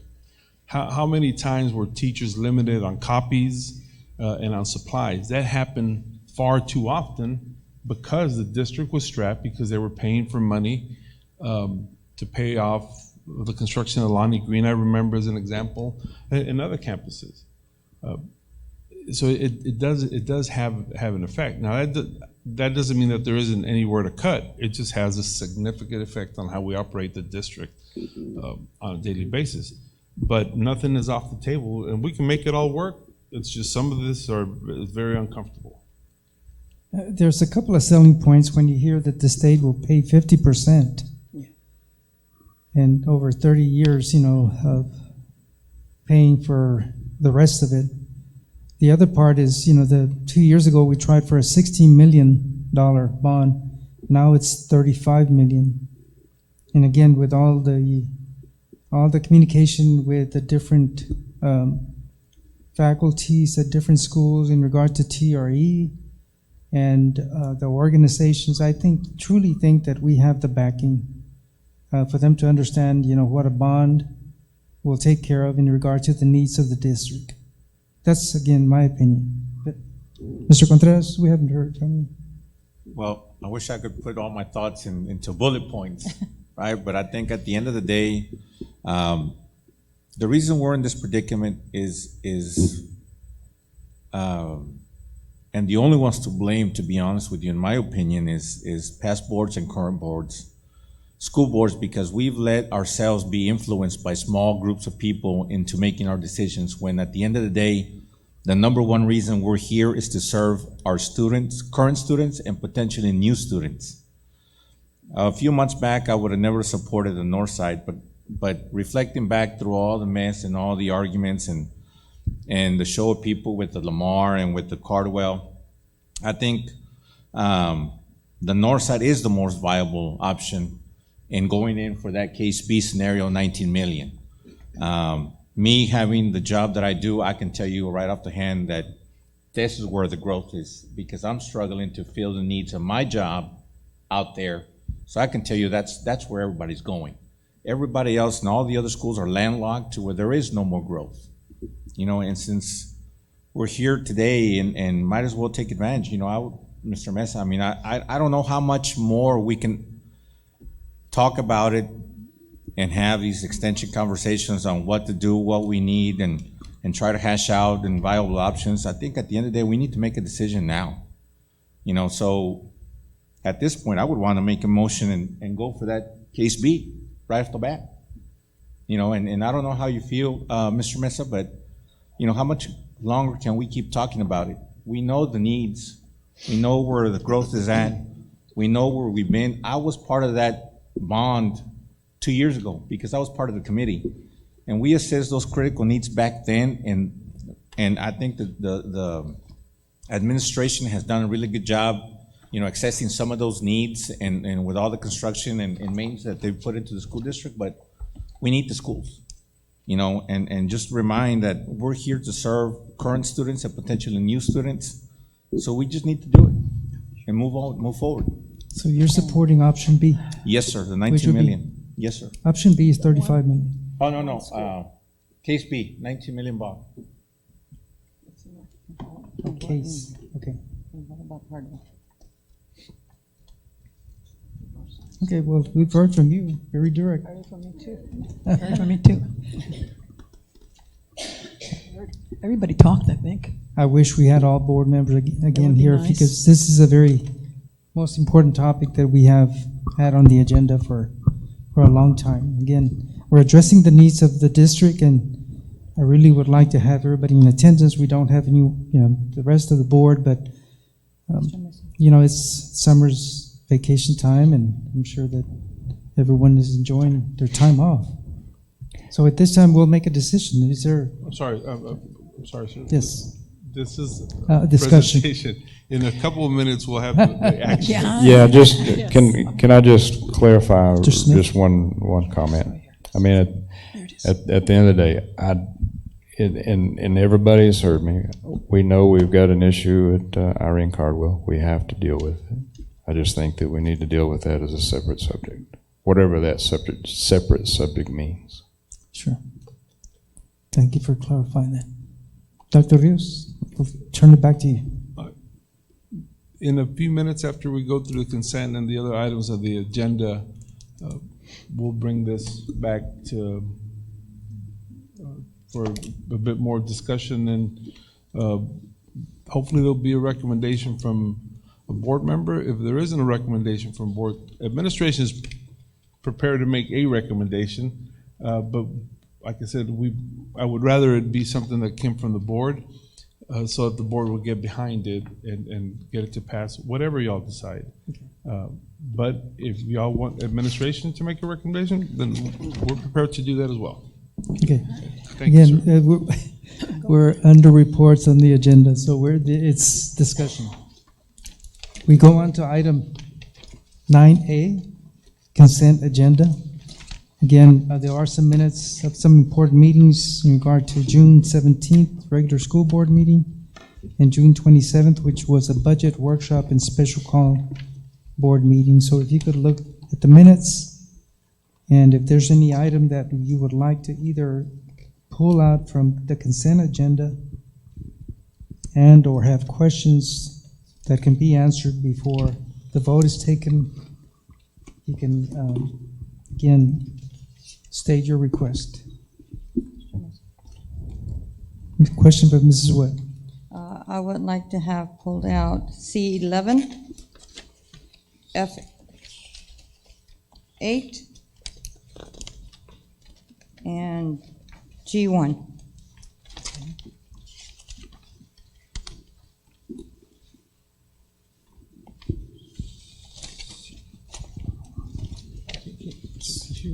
Yes. You repeat it. C11. C11, Okay. F8, F8. and G1. And G1. G1.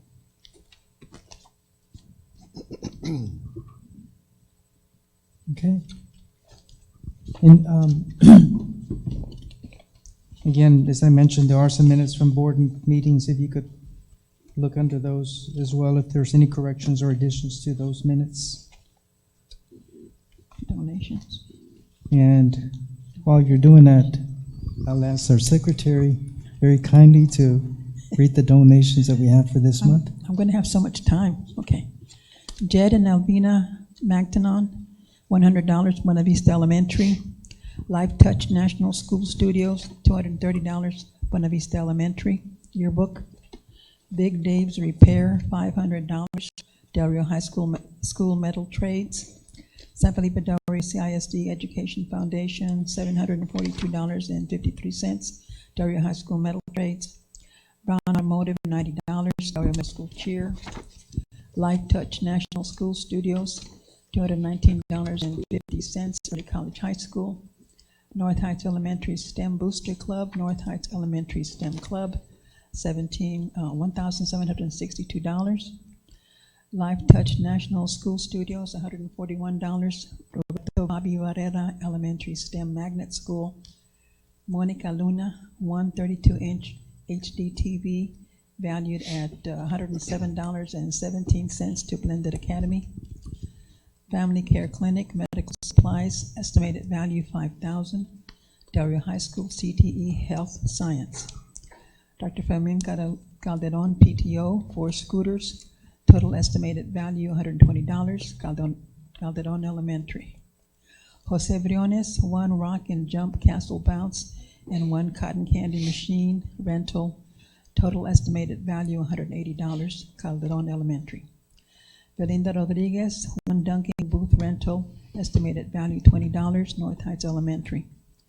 Elida Adams, 8 pizzas, total estimated value $42, North Heights Elementary.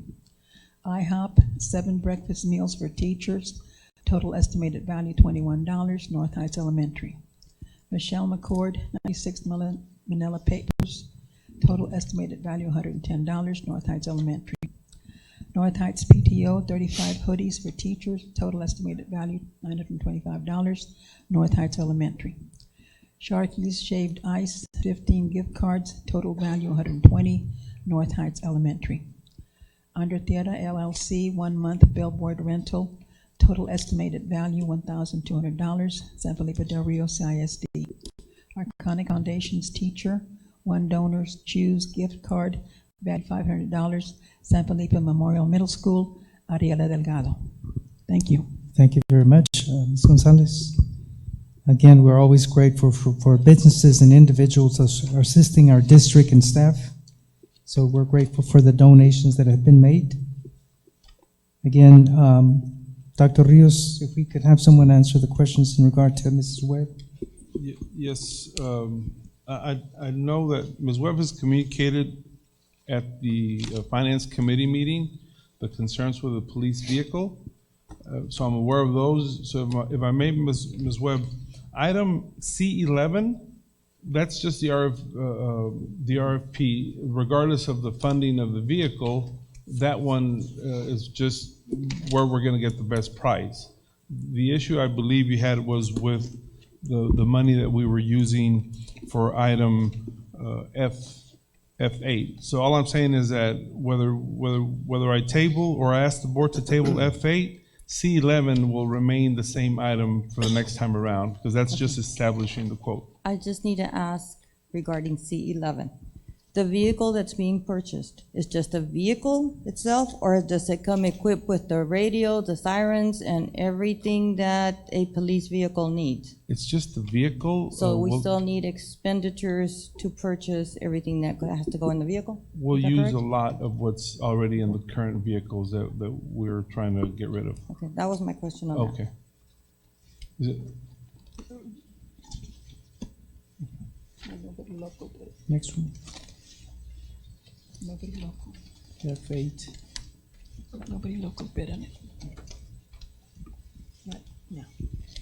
and for F8, Ms. Webb expressed concern that using money from the $500,000 that was set aside for security was probably not the best appropriate use of that money, that we should use that money for other security measures and not for the purchased vehicles. And my response to the committee was that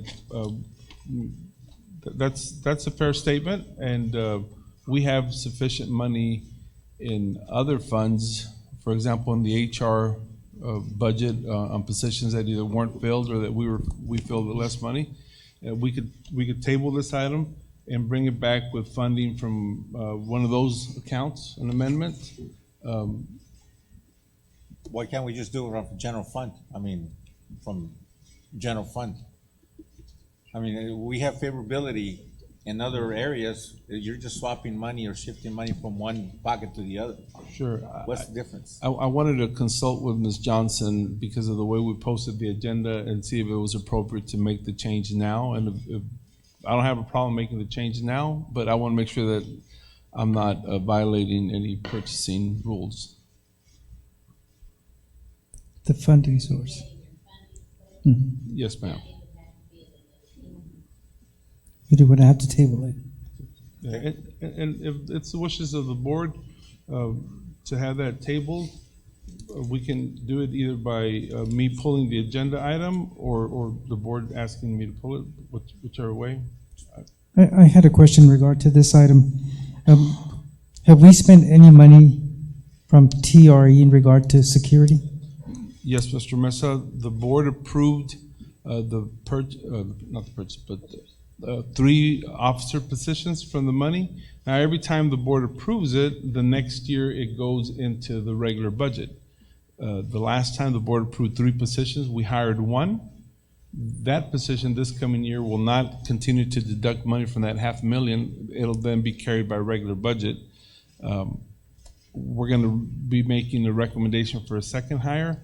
That too is going to come from the next budget. So at this point, we've only spent maybe, I'm going to say $40,000 of the $500,000. Okay. Okay, what are the wishes of the board? Just pull it. Pull Bring this it back. item? I'm fine. I mean, if that, I have no problem pulling it and redistributing the money somewhere else. Not a bother to me. Ms. Gonzalez? Yeah, I agree. Let's take, I make a motion Okay, what are you supporting? Which one? to wait, Oh, to wait, to table it. to table it until we can get it Ms. Webb? proper on the agenda. Yeah, that's fine. Second? Okay, Table. well, we're on the consent agenda, so at this point, if we could table this item? Mhm. Good. Table item until next but board I- meeting?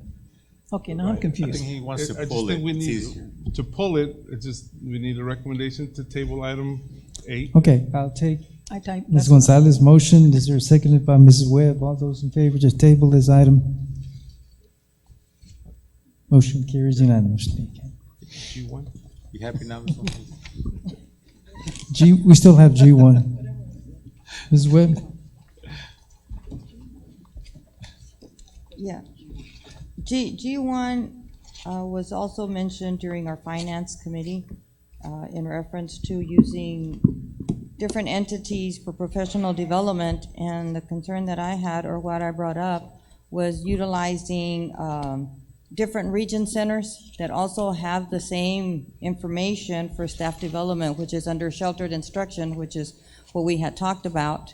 And in some cases, I even made reference to TEA Sheltered Instruction Training Series, which is on the web, which is online, and it's very ineffective. It doesn't cost us to use TEA's online services. Yes, ma'am. So anyway, that was my only comment on that. I don't know. Question, Ms. Gonzalez? Yes. What, I would like to get more information on the people that are making the presentations, rather than just, I went online and found out about this foundation. It's in California? The Silets? Yeah, whatever, how you pronounce it, that one. And they also have, I think in Irving, Texas is where they're based. Excuse me. These two people, we only have names. Who are they? I'd like to get the credentials of these people that present. Why do we choose them? Do we network? Do we find out about it in conventions or what? So I went ahead and looked into these two people, and they do have the background. But can we get some information whenever we get some out-of-town people so we'll know who they are? Yes, ma'am. And these people were chosen because they have worked with TEA probably for the last 13, 14 years. Silets has been working with Region 13, who works very close with TEA.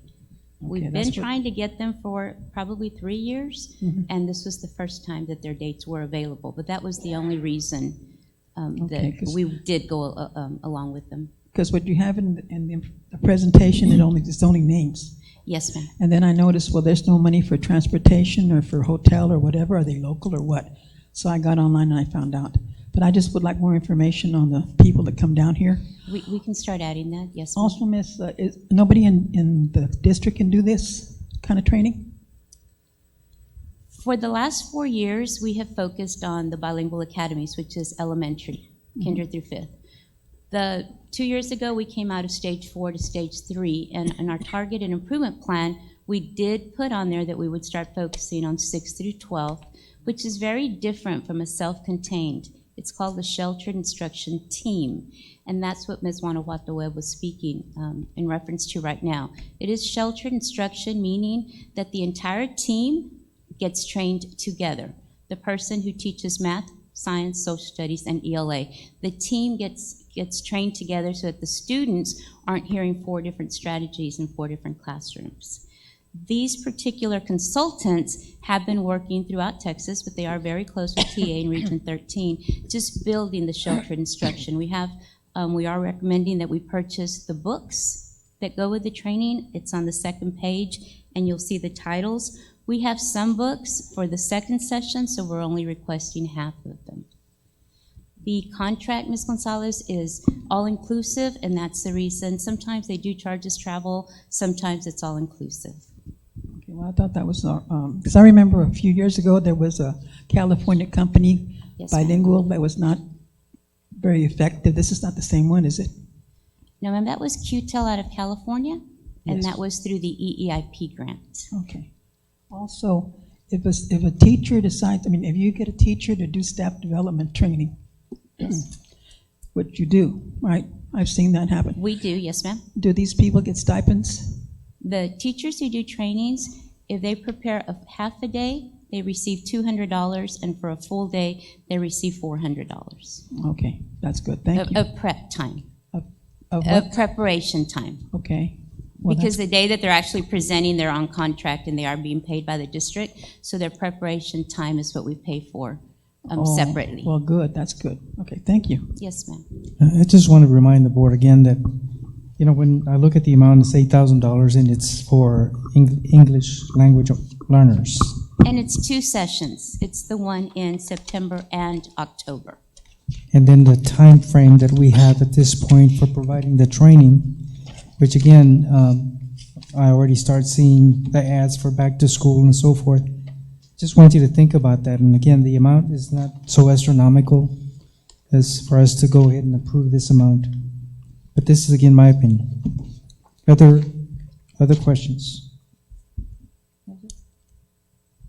So Ms. Gonzalez, are you okay with leaving this item? So we can read, yeah. You just requested more information on I just the want to presenters. know, because we get all these, consultants, and I don't know anything about them. Okay, I just wanted to get some more more information in the biographical future. information. We can find out, because we did that can add reading that. one too, and I didn't know. Anyway, because it's a lot of money, so I'm saying. Are you okay? Okay. Okay, thank you. All right. Then I will entertain a motion for motion to approve the consent agenda. Again, Mr. Contreras, second by Mr. Smith. Yeah, with the exception of pulling. Yes, we pulled item F. Okay, yeah, Eight. I'm good. F. Yeah, that's already spoken. Okay. Thank you very much. Vote. Okay, we have a motion, second by Mr. Smith, and it was questioned. All in favor, please indicate by raising your right hand. Motion carries unanimously. Thank you very much. We go on to item Administration 10A, consideration to approve an order calling a bond election, making provisions for the conduct of an election and resolving other matters incident and related to such election. Mr. Daniel Martinez. The item, Mr. Mesa, is listed with Mr. Martinez in case the board had any questions. The presentation has been made. It's just for the board to continue to discuss and take action on whether it be a no bond election, $19 million bond election, or $35 million bond election. It's up to y'all to have more discussion or take action. Okay. At this point, I will ask board members if you have any questions of Mr. Martinez that you would like, again, for him to probably give you detailed information in regard to any subject or matter related to a bond election. Well, I think I'm clear. You're okay? Yep. Anybody else? I'm good. Okay, then I will entertain a motion from any board member at this point. Well, Mr. Mesa, like I mentioned earlier, I want to make a motion to approve the Case B $19 million bond. I'll second. Okay. There's a motion and a second before us again for a case B, which is 19 million for one elementary, and that's to be at the north side. Is that correct, Dr. Lewis? That would be correct, sir. It would be $16 million for construction and $3 million for land acquisition and development for a total of $19 million. Okay. Then, motion and a second. All those in favor, please indicate by raising your right hand. 3. All those against? 2. Motion carries. Thank you very much. Item 10B, consideration to approve the 2019 TASB delegate and alternate. Again, this is the upcoming September convention in Dallas. Mrs. Webb, would you be our delegate for the assembly? Yes, sir. Ms. Gonzalez, could you be the alternate? Excellent, thank you. Yes. Okay. Yes. We have Mrs. Webb being the delegate for the, again, delegate assembly. Delegate is a voting member. I'm also a voting member. Alternate would only be in case that Mrs. Webb would not be able to attend the assembly. Thank you very much. Item 10. Lost my Do we place. need to vote on that or no?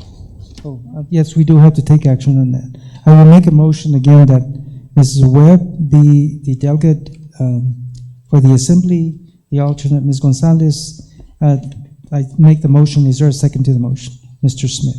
All those in favor? Motion carries. Thank you so much. Item 10C, consideration to approve the RFQ, request for qualifications for legal service. Dr. Rios? Yes, Mr. Mesa, over the last probably 4 months now, the board has discussed the possibility of going out for RFQ for legal services. At the last board meeting, the board did take action to ask administration to prepare an RFQ. We looked at various RFQs for legal services throughout the state of Texas from different attorneys from different agencies. We then put one RFQ together I asked the superintendent of El Paso ISD, Mr. Juan Cabrera, who's also a school law attorney, to review it for us. He did, and we provided a copy to y'all. The most updated copy is in front of you. There weren't no significant changes after the attorney reviewed it, just small language. You all have already voted to go out for an RFQ. Today you will be approving the actual RFQ, and then tomorrow Ms. Johnson and Ms. Hernandez will work together to launch it. And then after that, I would have discussions with board members as far as how y'all are going to score it. Which attorneys do you want to interview? Do you want administration to score it and then bring back the finalists for y'all to be to interview? That would be a separate discussion. Today, you're just approving the actual RFQ, the document that's going to be issued. Question from board members? No questions? Okay. I'm glad to hear that the person contacted has lots of knowledge in regard to this area, being a school attorney as well. And to give, again, much information for the decision that has been made. So this is the draft that you have recommended. Yes, sir. The final document was provided, a copy of it was provided and placed in front of you all today. So that copy is before you.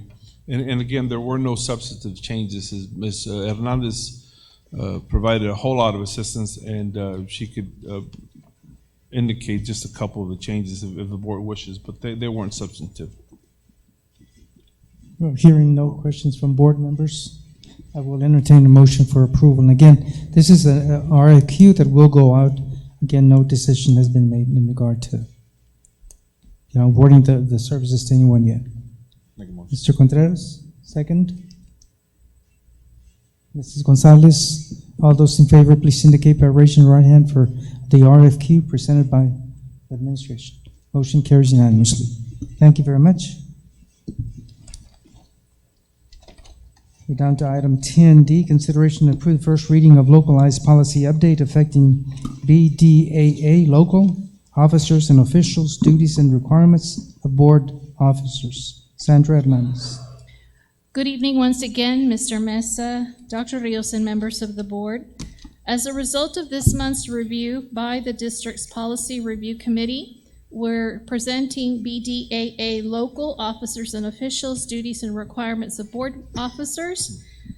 The revision to the terms of board officers at BDAA local is being recommended to be in alignment with BBB local and the biennial election schedule for board members. So the revision reflects a change from the length of the term that a board member shall serve as an officer from 1 year to every 2 years. And once again, this is to be in alignment with the current policy at BBB local. Questions from board members? I know the Policy Review Committee has heard about this, and this is the update. Hearing none. Consideration, a recommendation from administration. Yes, sir. The recommendation, it is the recommendation of the administration that the Board of Trustees approve the first reading of BDAA local and the revisions to this policy as presented by the Board Policy Review Committee. You have heard the recommendation from administration. I will entertain a motion for approval. Mrs. Webb, seconded by Mr. Contreras. All those in favor, please indicate by raising your right hand. Motion carries unanimously. Thank you very much. Thank you, sir.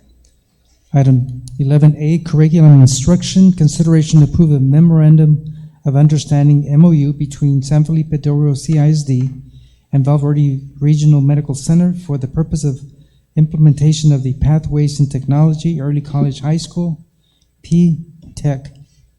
Aida Gomez. Mr. Gonzalez. Good evening, Mr. Mesa, Dr. Rios, and members of the board. This memorandum of understanding is to initiate the Pathways in Technology of Early College High School, also known as P-TECH. This is the inaugural year for 2019-2020. serving students in grade 9.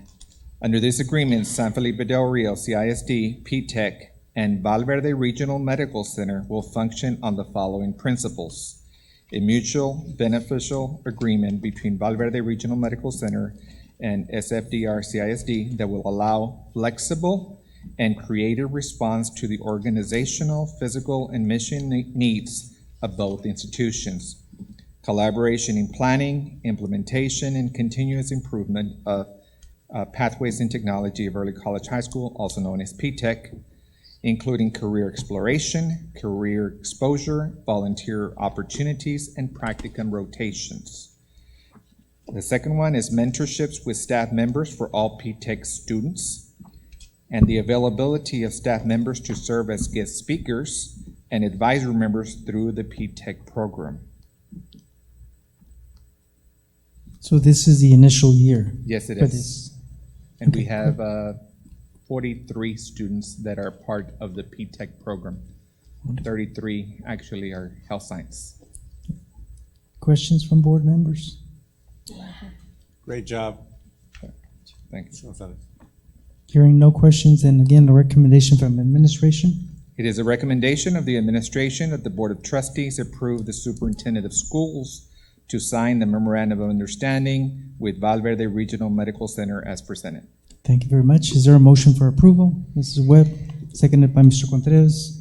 All those in favor, please indicate by raising your right hand. Motion carries unanimously. Thank you, Mr. Gonzalez and Ida Gomez. 11B, consideration to approve additional dual credit coursework required for degree completion for students enrolling in the Pathways in Technology Early College High School, P-TECH. Ida Gomez. Again, Mr. Mesa, Dr. Rios, and members of the board, this is in continuation with the P-TECH program, inaugural year. You have a list of the dual credit courseworks that are included as part of the Pathways in P-TECH for radiology, nursing, and education. All courses are currently required through the respective Southwest Texas Junior College degree programs. So you have a list of the different course names, the P-TECH pathway that they belong to, and the different grade levels. Question from board members? Again, that appears on 137, page 137 of your book. Hearing no questions from the board, the recommendation from administration. It is a recommendation of administration the Board of Trustees approve the new courses available to P-TECH students as presented. Is there a motion for approval? Okay, Mr. Contreras, seconded by Mrs. Webb. All those in favor, please indicate by raising your right hand. Motion carries unanimously. Thank you very much. Thank you. Item 11C, consideration to approve the 2019-2020 on-ramps cooperative program agreement and data sharing agreement between San Felipe del Rio CISD and the University of Texas at Austin Office of Strategy and Policy for the on-ramps dual enrollment program. Ida Gomez. Thank you, President Mesa, Dr. Rios, and members of the board. During the May board meeting, we brought an on-ramps MOU forth for approval. It was approved unanimously. That was specifically for pre-calculus. Since then, Early College High School has worked out an agreement also with the University of Texas through the on-ramps program for a U.S. history course. So we're bringing the MOU forward as a combined MOU, but rather than actually listing specific courses, we've added all the various courses that could be in the MOU, but at this time it is the pre-cal and the U.S. history. So that's the correction to the MOU. You'll see that there's no specific. Everything else remained the same. Does everyone understand that? We've had the on-ramps before in the previous agenda. Yes, sir. Yes. Hearing no questions, recommendation from administration. It is the recommendation of the administration that the Board of Trustees approve the on-ramps cooperative agreement with the University of Texas as presented and allow Dr. Rios to sign the agreement. Thank you very much. I'll entertain a motion for approval. Mr. Smith, seconded by Mr. Contreras. All those in favor? Motion carries unanimously. Thank you very much. Thank you. Item 11D, consideration to approve CTE course weight adjustment. You have Mr. Gonzalez. Good evening, Mr. Mesa, Dr. Rios, and members of the board. Career and Technical Education Administration is requesting course weight adjustments for the Accounting 2 advanced course from 4 points to 5 points, starting with the 2019-2020 freshman cohort. Accounting 2 is an advanced and final course in business finance pathways. Accounting 2 also satisfies a math credit, and students that are enrolled in Accounting 2 also have an opportunity to earn Intuit QuickBooks industry certifications. This increase in GPA will assist students to continue in their pathway in their respective cluster and endorsement. Questions? Hearing none, the recommendation, please. It is a recommendation of the administration that the Board of Trustees approve the CT course weight adjustments as presented. Is there a motion for approval? Again, Mr. Smith, Mrs. Webb seconded. All those in favor, please indicate by raising your right hand. Motion carries unanimously. Thank you very much, Mr. Gonzalez.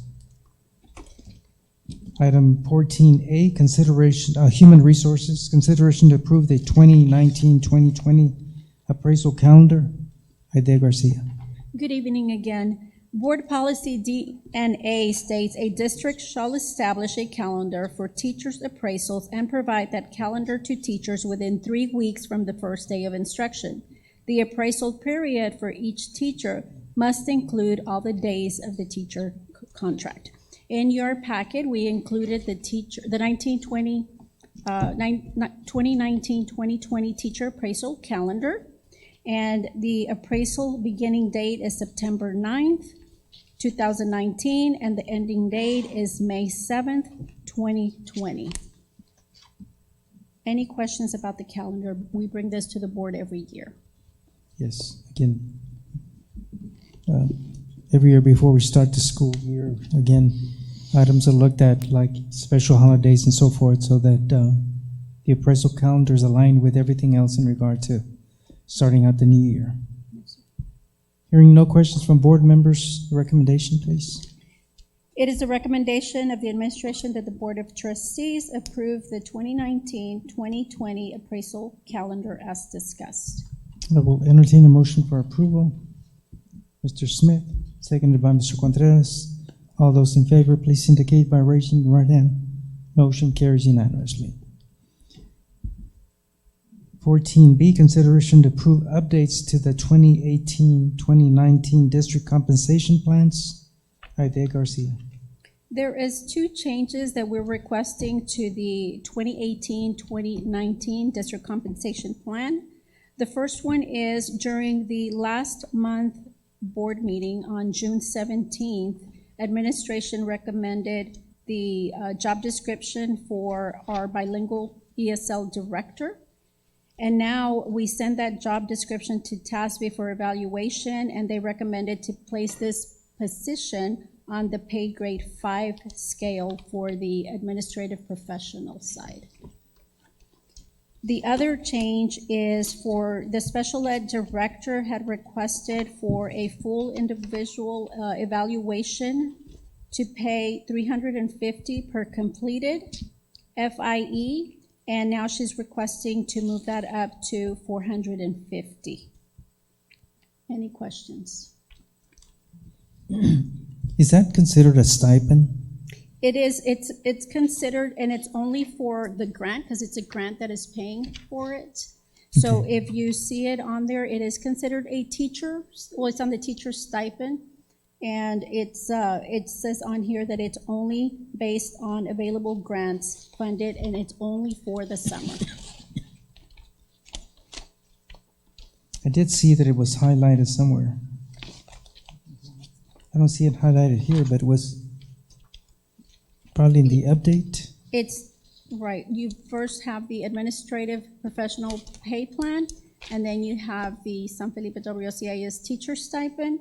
And if you go all the way to the bottom, it's where we crossed out the $350 and are proposing now the $450.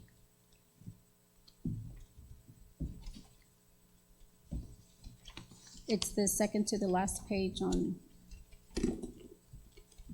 Mr. Mesa, yes. the special education department had intended to pay, I believe what the market value was for the summer assessments, but that wasn't communicated appropriately to the board. So we brought it at $350. All we're doing now is just giving another $100 per evaluation, retroactive to the first evaluation that was done. That's what the market is paying. Otherwise, that grant fund's going to stay unspent. Okay. Okay. Anyone else with a question in regard to that item? Hearing none, would you read the recommendation, please? Yes, sir. It is a recommendation of the administration that the Board of Trustees approve the updates to the 2018-2019 district compensation pay plan. You've heard the recommendation. I will entertain a motion for approval. Mr. Contreras, seconded by Mr. Smith. All those in favor, please indicate by raising your right hand. Motion carries unanimously. Item 14C, consideration to approve the employee job descriptions and evaluation forms for the following: coordinator, data quality coordinator, bilingual ESL compliance coordinator, student services coordinator, director of assessment and accountability, director of communication and public relations, multimedia technician, security assessment and accountability, specialist attendance and discipline, specialist in data processing, specialist in PIMS and assessment. Ivea Garcia. Yes, sir. In your packet, you have a copy of the updates that are being requested on these job evaluations. The first one is the data quality coordinator.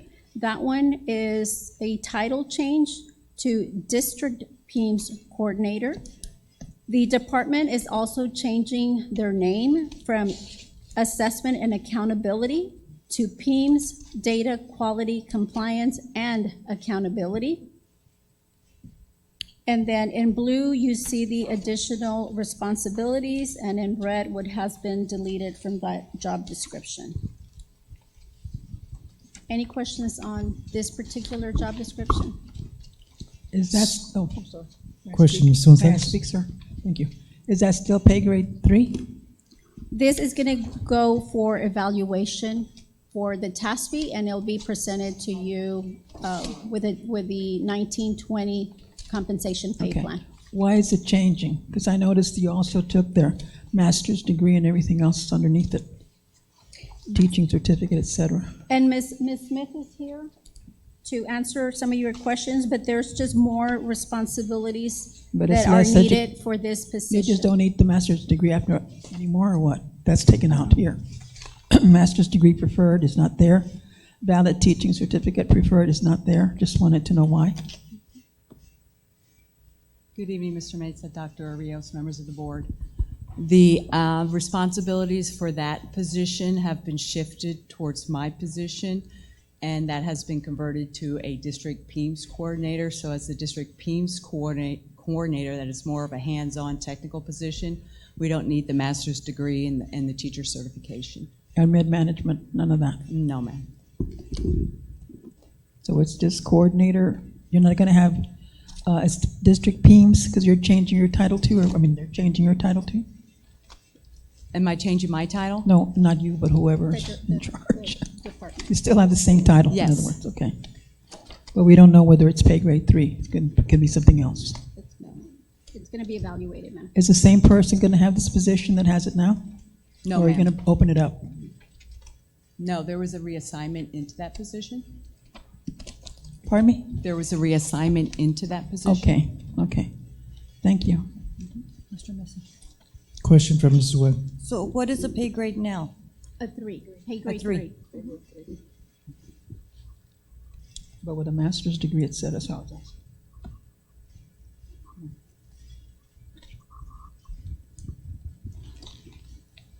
Any other questions?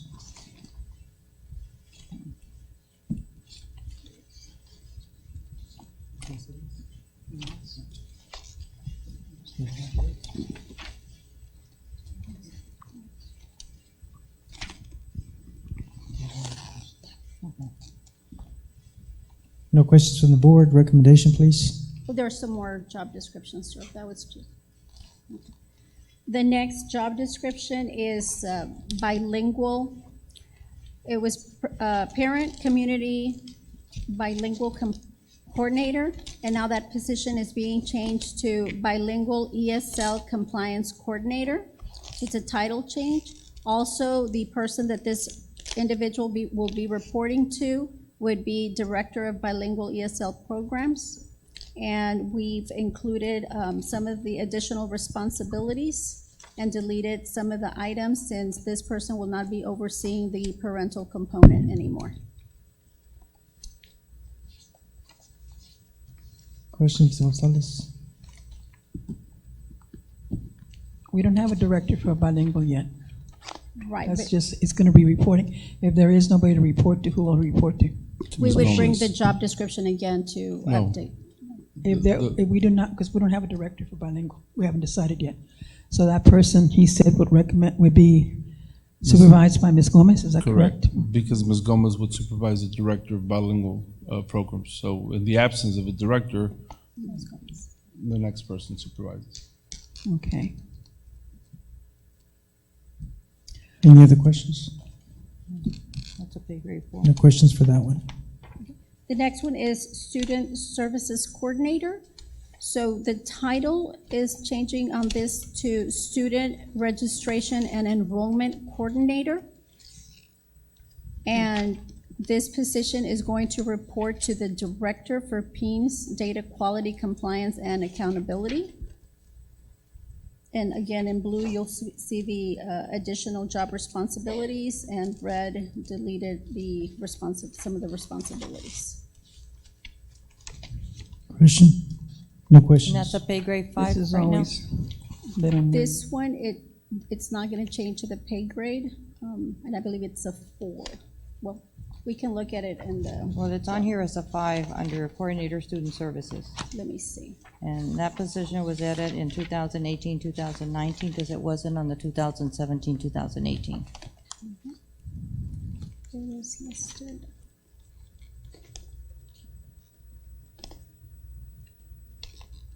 Yes, Coordinator, Student Services, it's a 5. It'll remain a 5.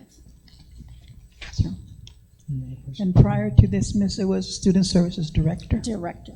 and then they made a coordinator. Yes, ma'am. And now we're gonna change, okay, proposing to change it again? No, we're just changing the name. Registration and enrollment, didn't they have somebody there already? But that wasn't his title. We have Was a someone there. registrar, They're just changing the name of the but it's department coordinator, from Student Services. registration and enrollment, adding more to it. And then director would be Mrs. Smith? Mrs. Smith. Okay, They would report to Mrs. Smith. not Mr. McRae. That's why I'm confused. No, Dr. that Rios? position is for Mr. McCray. That is That Mr. is his McCray's. position. So Wow. what ended up happening was that Ms. Smith used to supervise testing and accountability as well as the PEIMS. Testing and accountability belongs with Ms. Gomez under CNI. And then Mr. Valdez, may he rest in peace, was supervising student services along with the enrollment and the nurses. We made that division. Ms. Smith is doing everything related to PEIMS. And then Ms. Hernandez is helping out with part of the student services. So we redistributed the duties, and with that, obviously, to have the appropriate evaluation comes all these corrections to the job descriptions. Any corrections to pay would then be brought when we bring the budget. But today, it's just so that we can have the appropriate evaluations in place and be able to reassign the individuals if there is a reassignment. But for the most part, there are people in these positions already. There are a couple of reassignments that I've discussed with the board before, but today it's simply so that we can do the reorganization necessary and with less personnel. But anyway, that's all it is. So that's McCray. Yes. All right. The Next. I'm sorry, the next job description is the Assessment and Accountability Director. who we are changing the title to be PEAMS Data Quality Compliance and Accountability Director. This position used to report to the Chief Compliance and Accountability Officer. Now she'll be reporting to the Chief Financial Officer. Any questions on that one? No questions. The next one is the Director for Communication and Public Relations.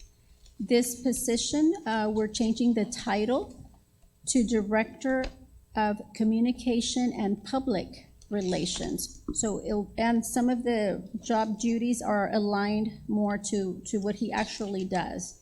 And this is Mr. Luna's position. Questions? I thought we already had one, but I guess I'm wrong. I thought we already had a public relations person. It is, but they're changing the title to be Director of Communication and Public Relations and deleting the technology part, the technology integration. And that's at a pay grade 6. This is the pay grade staying the same, yes. Director. Any other questions? The next one. The next one we have here is the multimedia technician. This really doesn't have any changes. The only change that we needed to do in compliance, for compliance, is the exempt. So it was listed as exempt, but this job description does not pass the exempt job, so it has to be listed as non-exempt.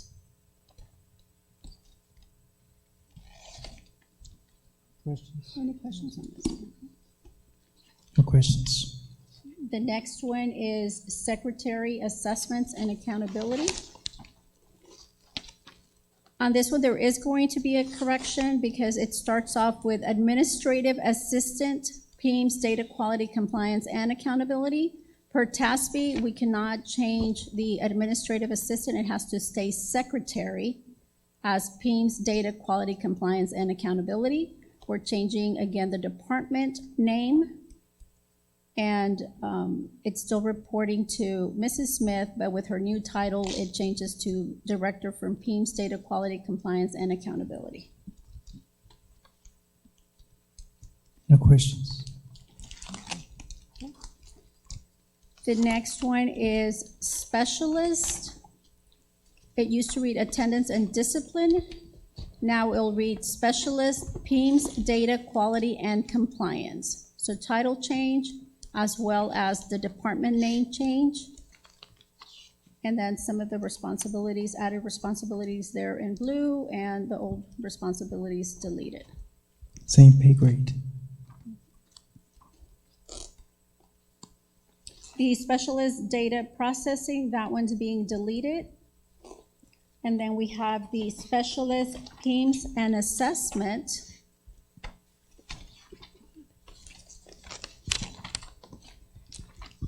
That title is going to read Specialist PEAMS Data Quality and Accountability instead of the compliance like discussed earlier. This one, it's also changing the department title. And then again in blue, you'll see the additional job description, the additional responsibilities, and then the deletion of the old responsibilities. Same pay grade. Yes. Questions? No questions. Then I will take a final recommendation. Yes, sir. It is a recommendation of the administration that the Board of Trustees approve the employee job descriptions and evaluation forms. You have heard the recommendation from administration. I will entertain a motion for approval. Mr. Smith, seconded by Mr. Contreras. All those in favor, please raise your right hand. Motion carries unanimously. Item 14D, consideration to approve the second observation appraiser listing. Ade Garcia. Yes, sir. Board policy DNA states also that a teacher may request a second appraisal by another certified appraiser. So tonight, we're bringing you a list of the three additional appraisers. We have one, which would be the campus administrator from another campus, or also a campus administrator at another campus, or we have district administrators assigned that can also be evaluators, and that's the chief instructional officer, the director of special education, and director of bilingual ESL education. Again, this is an annual item that is brought up to the board. Have any questions in regard to the appraiser listing? Hearing none from the board, the final recommendation, please. It is the recommendation of the administration that the Board of Trustees approve the second observation appraisal listed as discussed. You have heard the recommendation. Is there a motion? Motion by Mr. Contreras, seconded by Mr. Smith. All those in favor, please indicate by raising your right hand. Motion carries unanimously. Thank you.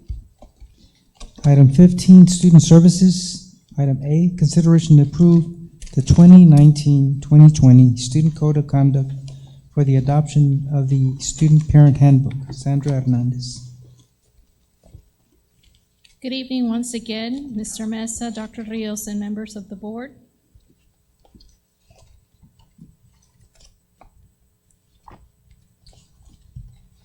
Chapter 37 of the Texas Education Code mandates that each school district shall, with the advice of a district-level committee, adopt a student code of conduct. It also states that the student code of conduct shall stand as an authoritative document on its own, and with board adoption, has the force of local policy. Contents of the student code of conduct are required by law. The 2019-2020 student conduct includes relevant changes from the 86th legislative session, references to law and policy and legal requirements. It is based on the most recent release of TASB's Model Student Code of Conduct and the newly revised 2019-2020 Student Code of Conduct is included within the Student Parent Handbook. It also includes relevant changes from the 86th legislative session and is also based on the most recent release of TASB's Model Student Handbook. Are there any questions? Question from Mrs. Webb. I don't have a question. I have a couple of comments, Sandra. Yes, ma'am. On page 20, where it has the food allergies under Senate Bill 869, we have to make sure that it is referenced on our website and in district forms. It's not referenced in the handbook, but I just want to make sure that it is on our website and on district forms. Yes, ma'am. As soon as we approve the code of conduct and the code of conduct, which then is part of the handbook, there are several changes and updates that need to be included on our district's website. One of the ones is, as you've mentioned, also the policy on suicide prevention and awareness. There are several that are regulated and or recommended by the legislative session that we've got to follow up in addition to the handbook. Right.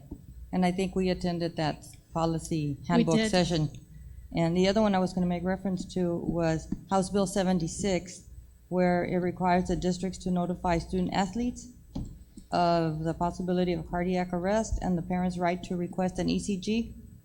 So yes, I don't know. That particular policy is one where the coaches must let the parents, it's not required, but we do need to let the parents know that they have the option to do an ECG in addition to what is the current physical that they have. It is not required at this time.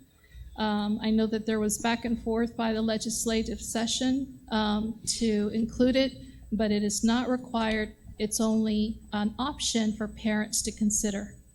Okay. Because what I'm reading right now, what we got at that workshop, it says requires districts to notify the parents. So yes. I guess if you just make them aware of the fact that they can request it, we're fine with that House bill. Yes, ma'am. Thank you, ma'am. Yes, Dr. Rios. As far as I can remember, the district would always send the handbook to the attorney, and then the attorney would have his team review it, and then they would charge the district X amount of dollars. This year, the handbook was reviewed entirely by Ms. Hernandez, Dr. Perez, and Mr. McCray. They spent a whole lot of time so that we could transition to the TASB model. I think that they did a really good job and just definitely dedicated a whole lot of time. So to Mr. McCray, Dr. Perez, and Ms. Hernandez, thank you for all that work. Thank you, sir. I just want to comment that TASB released a post-legislative update to directors. It's something like a 42-page update. They have an online 800 and something page update, and that was the one given to school attorneys. And they do have it online. So there will be a lot of things that might have to change on our website. But I think in regard to the policies, I think we're keeping up with. And I'm glad you attended the law conference as well.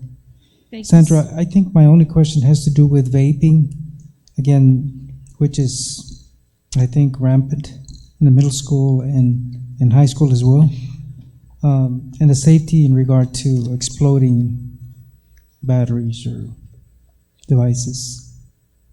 What can you tell me in regard to what is being done about vaping? We, a couple of things, aside from including it in the handbook as vaping is not allowed, be creating an awareness, we are supposed to also follow up with training so that we can, to students, so that they understand the effects not only of street drugs, but of vaping. We have recently issued out an RFQ for drug testing of students. Students who are eligible or who participate in extracurricular activities or park a vehicle, we will do random drug testing. And of course, we are looking at RFQs for not only urine testing, but open it up for biological testing as well. So, Dr. Rios, you want to add something? Yes, sir. I think Ms. Zuniga just stepped out, but we're doing the Del Rio Cares initiative all the way through the grade levels through elementary. And at different grade levels, it's going to be offered a different way. The grades 3, 4, and 5, the counselors are going to do it. Middle school, 6th, 7th, and 8th grade, the teachers are going to do it. This year, elementary is going to have an advisory period where they can do these lessons. And so many of the lessons do center around harmful practices by students that we're trying to discourage. Vaping would certainly be one of them. Now, we know that a lot of students are doing they're consuming the marijuana through that, not necessarily vaping, but it's still the same concept. And the RFQ that Sandra referred to is we are trying to do it random, but 100%. In other words, you don't know when you're going to get tested, but everybody who qualifies for testing, instead of being 50 kids at a time, we are going to recommend to the board that it be significantly increased and that the investment from the district be so significant that as early as possible, 100% of the people that qualify for being tested are tested. So it's not, is my number going to get pulled? It's when is it going to get pulled, because everybody will be pulled. Now, of course, that requires significant action from the board so that you all allot the money. But Ms. Hernandez did do a whole lot of research to find the cheapest way of testing everybody. And we believe we have found one. We just need for the results to come in and then for us to present to the board for action to improve the money. But I would imagine that it'd be something less than a urinalysis, something a lot simpler, but a lot more encompassing. So we look forward to bringing that recommendation to the board as part of the budget process this next Thursday. So, question for Dr. Rios. Where on the discipline report could vaping be added? Because we don't have anything.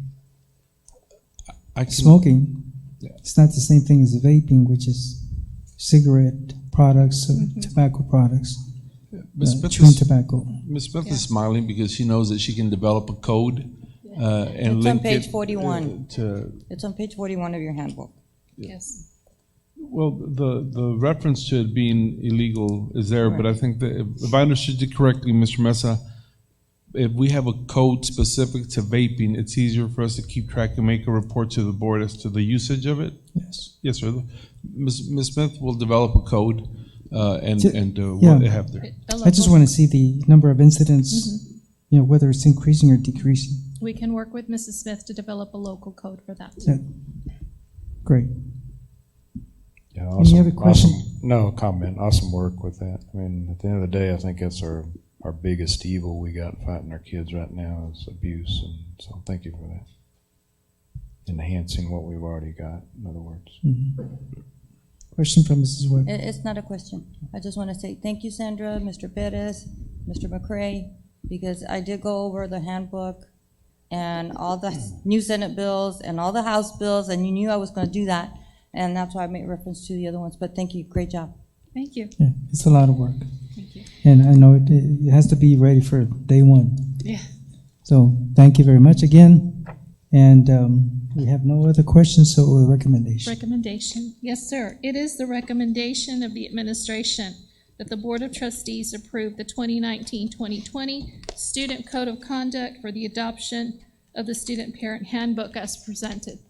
You've heard the recommendation. Is there a motion for approval? Mrs. Webb, seconded by Mr. Contreras. All those in favor, please indicate by raising your right hand. Motion carries unanimously. Thank you so much.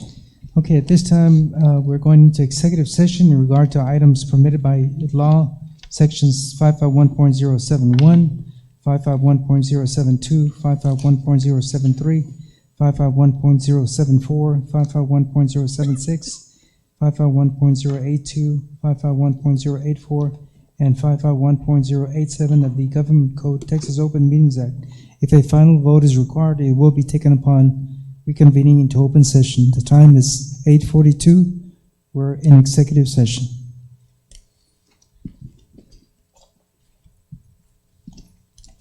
Okay, the time is 9:56 p.m. We are now going to reconvene into open session. No action was taken in executive. We are going to go to item 18A, consideration to approve the personnel report to include the following: new hires, district vacancies, retirements, resignations. Aide Garcia.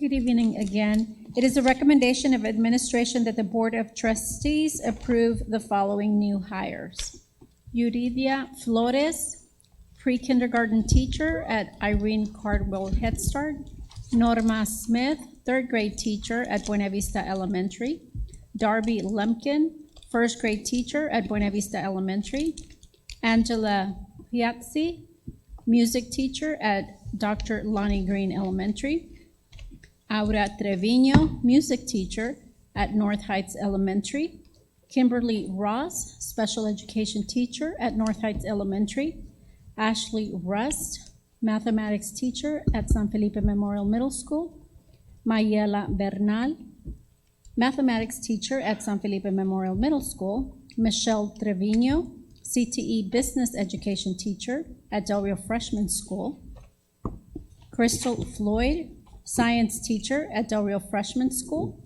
Caleb Mireles, science teacher at Del Rio High School; and Brenda Marisol Silva, special education teacher at Del Rio High School. You've heard the recommendation from administration. I will entertain a motion for approval. Mr. Contreras, seconded by Mrs. Webb. All those in favor, please indicate by raising your right hand. Motion carries unanimously. Item 18B, consideration to approve salary adjustments to include, but not limited to, the following, as discussed in closed session: service credit, salary matrix adjustment. Aide Garcia. Yes, sir. It is the recommendation of administration that the Board of Trustees approve the salary adjustments as discussed in closed session. You have heard the recommendation. Is there a motion for approval? Mr. Contreras, seconded by Mr. Smith. All those in favor? Motion carries unanimously. Thank you very much. Item 18C, consideration to approve the position of Assistant Principal for Del Rio Freshman School. Ida Garcia. It is the recommendation of administration that the Board of Trustees approve Mr. Jorge Jurado for the position of Assistant Principal at Del Rio Freshman School. You heard the recommendation from administration. Is there a motion for approval? Mr. Smith, seconded by Mrs. Gonzalez. All those in favor? Motion carries unanimously. Item 18D, consideration to approve the position of counselor for Del Rio Middle School. Aide Garcia. It is the recommendation of administration that the Board of Trustees approve Brenda Olivan Delgado for the position of counselor at Del Rio Middle School. You've heard the recommendation. Mr. Contreras made a motion, seconded by Mr. Smith. All those in favor, please indicate by raising your right hand. Motion carries unanimously. 18E, consideration to approve the position for counselor for Garfield Elementary. Ade Garcia. That one will be tabled, I'm sorry. We will table item 18E And the counselor at Blended. and item 18F. Is everyone in agreement? Is there a motion to table item 18E and 18F? Seconded, motion by Mr. Smith, seconded by Mrs. Webb. All those in favor? Okay. These two items have been, again, tabled. Superintendent's report, Dr. Rios. But just a reminder that this Thursday at 6 o'clock, we'll have our fourth budget workshop. We're real close to coming up with the funding from the state, and we have all our recommendations in the budget workbook, so we look forward to reviewing those on Thursday and being ready to approve the budget in August. All the cabinet and certainly the CFO's team has been spending a lot of time, so we'll be ready to have a good, solid discussion this Thursday. Should be the last budget workshop, unless the board wants to meet one more time after that, but it should be the last one. And Dr. Rios, if you could remind us on the update, there was something added to the interactive worksheet. Yes. On the interactive workbook, we added the RFP for the drug testing. We want to make sure that the board has the opportunity to allocate money for that so that we can have 100% of the students in those qualifying groups be tested.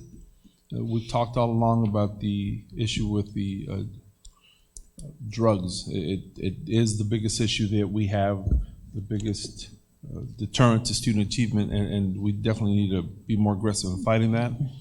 We went back and we removed the positions for bilingual, not because we don't think that they're needed. We absolutely think that they're needed, but we know that we don't have enough bilingual teachers, so we didn't want that to be a distraction from the bigger decisions that we have to make. So we did away with those. We outlined the construction items. For example, we have to allocate, to finish the high school cafeteria, we need to allocate money for the floor and the ceiling, because the ceiling is going to require a sprinkler system once we go in there and scrape everything off. The fire marshal went and visited, so we allocated that line item there. So if we go scrape the paint off, which we are, we got to go in there and put a sprinkler system. The freshman bathrooms and the freshman life skills unit, we streamlined those to make sure. And of course, we're bringing back a recommendation for the teacher raise because as the budget goes up, that mandated raise goes up. And then the last thing we added was the requirements under House Bill 3, that we have to set money aside. We spent some time reviewing those, and we're just going to recommend that we put a little bit of money aside to do that. And then the most important one is the health insurance. We've been saying along that we'll be solvent this year and next year, and that's 100% accurate.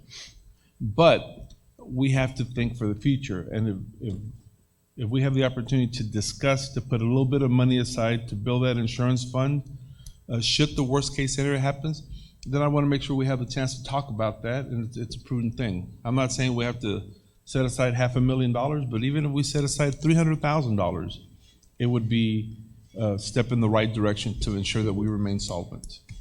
That was it, Mr. Mesa. Okay, great, thank you. No other items on the agenda. I'll entertain a motion for adjournment. Mr. Contreras made a motion, seconded by Mrs. Webb. All those in favor? Motion carries. Good night, everyone.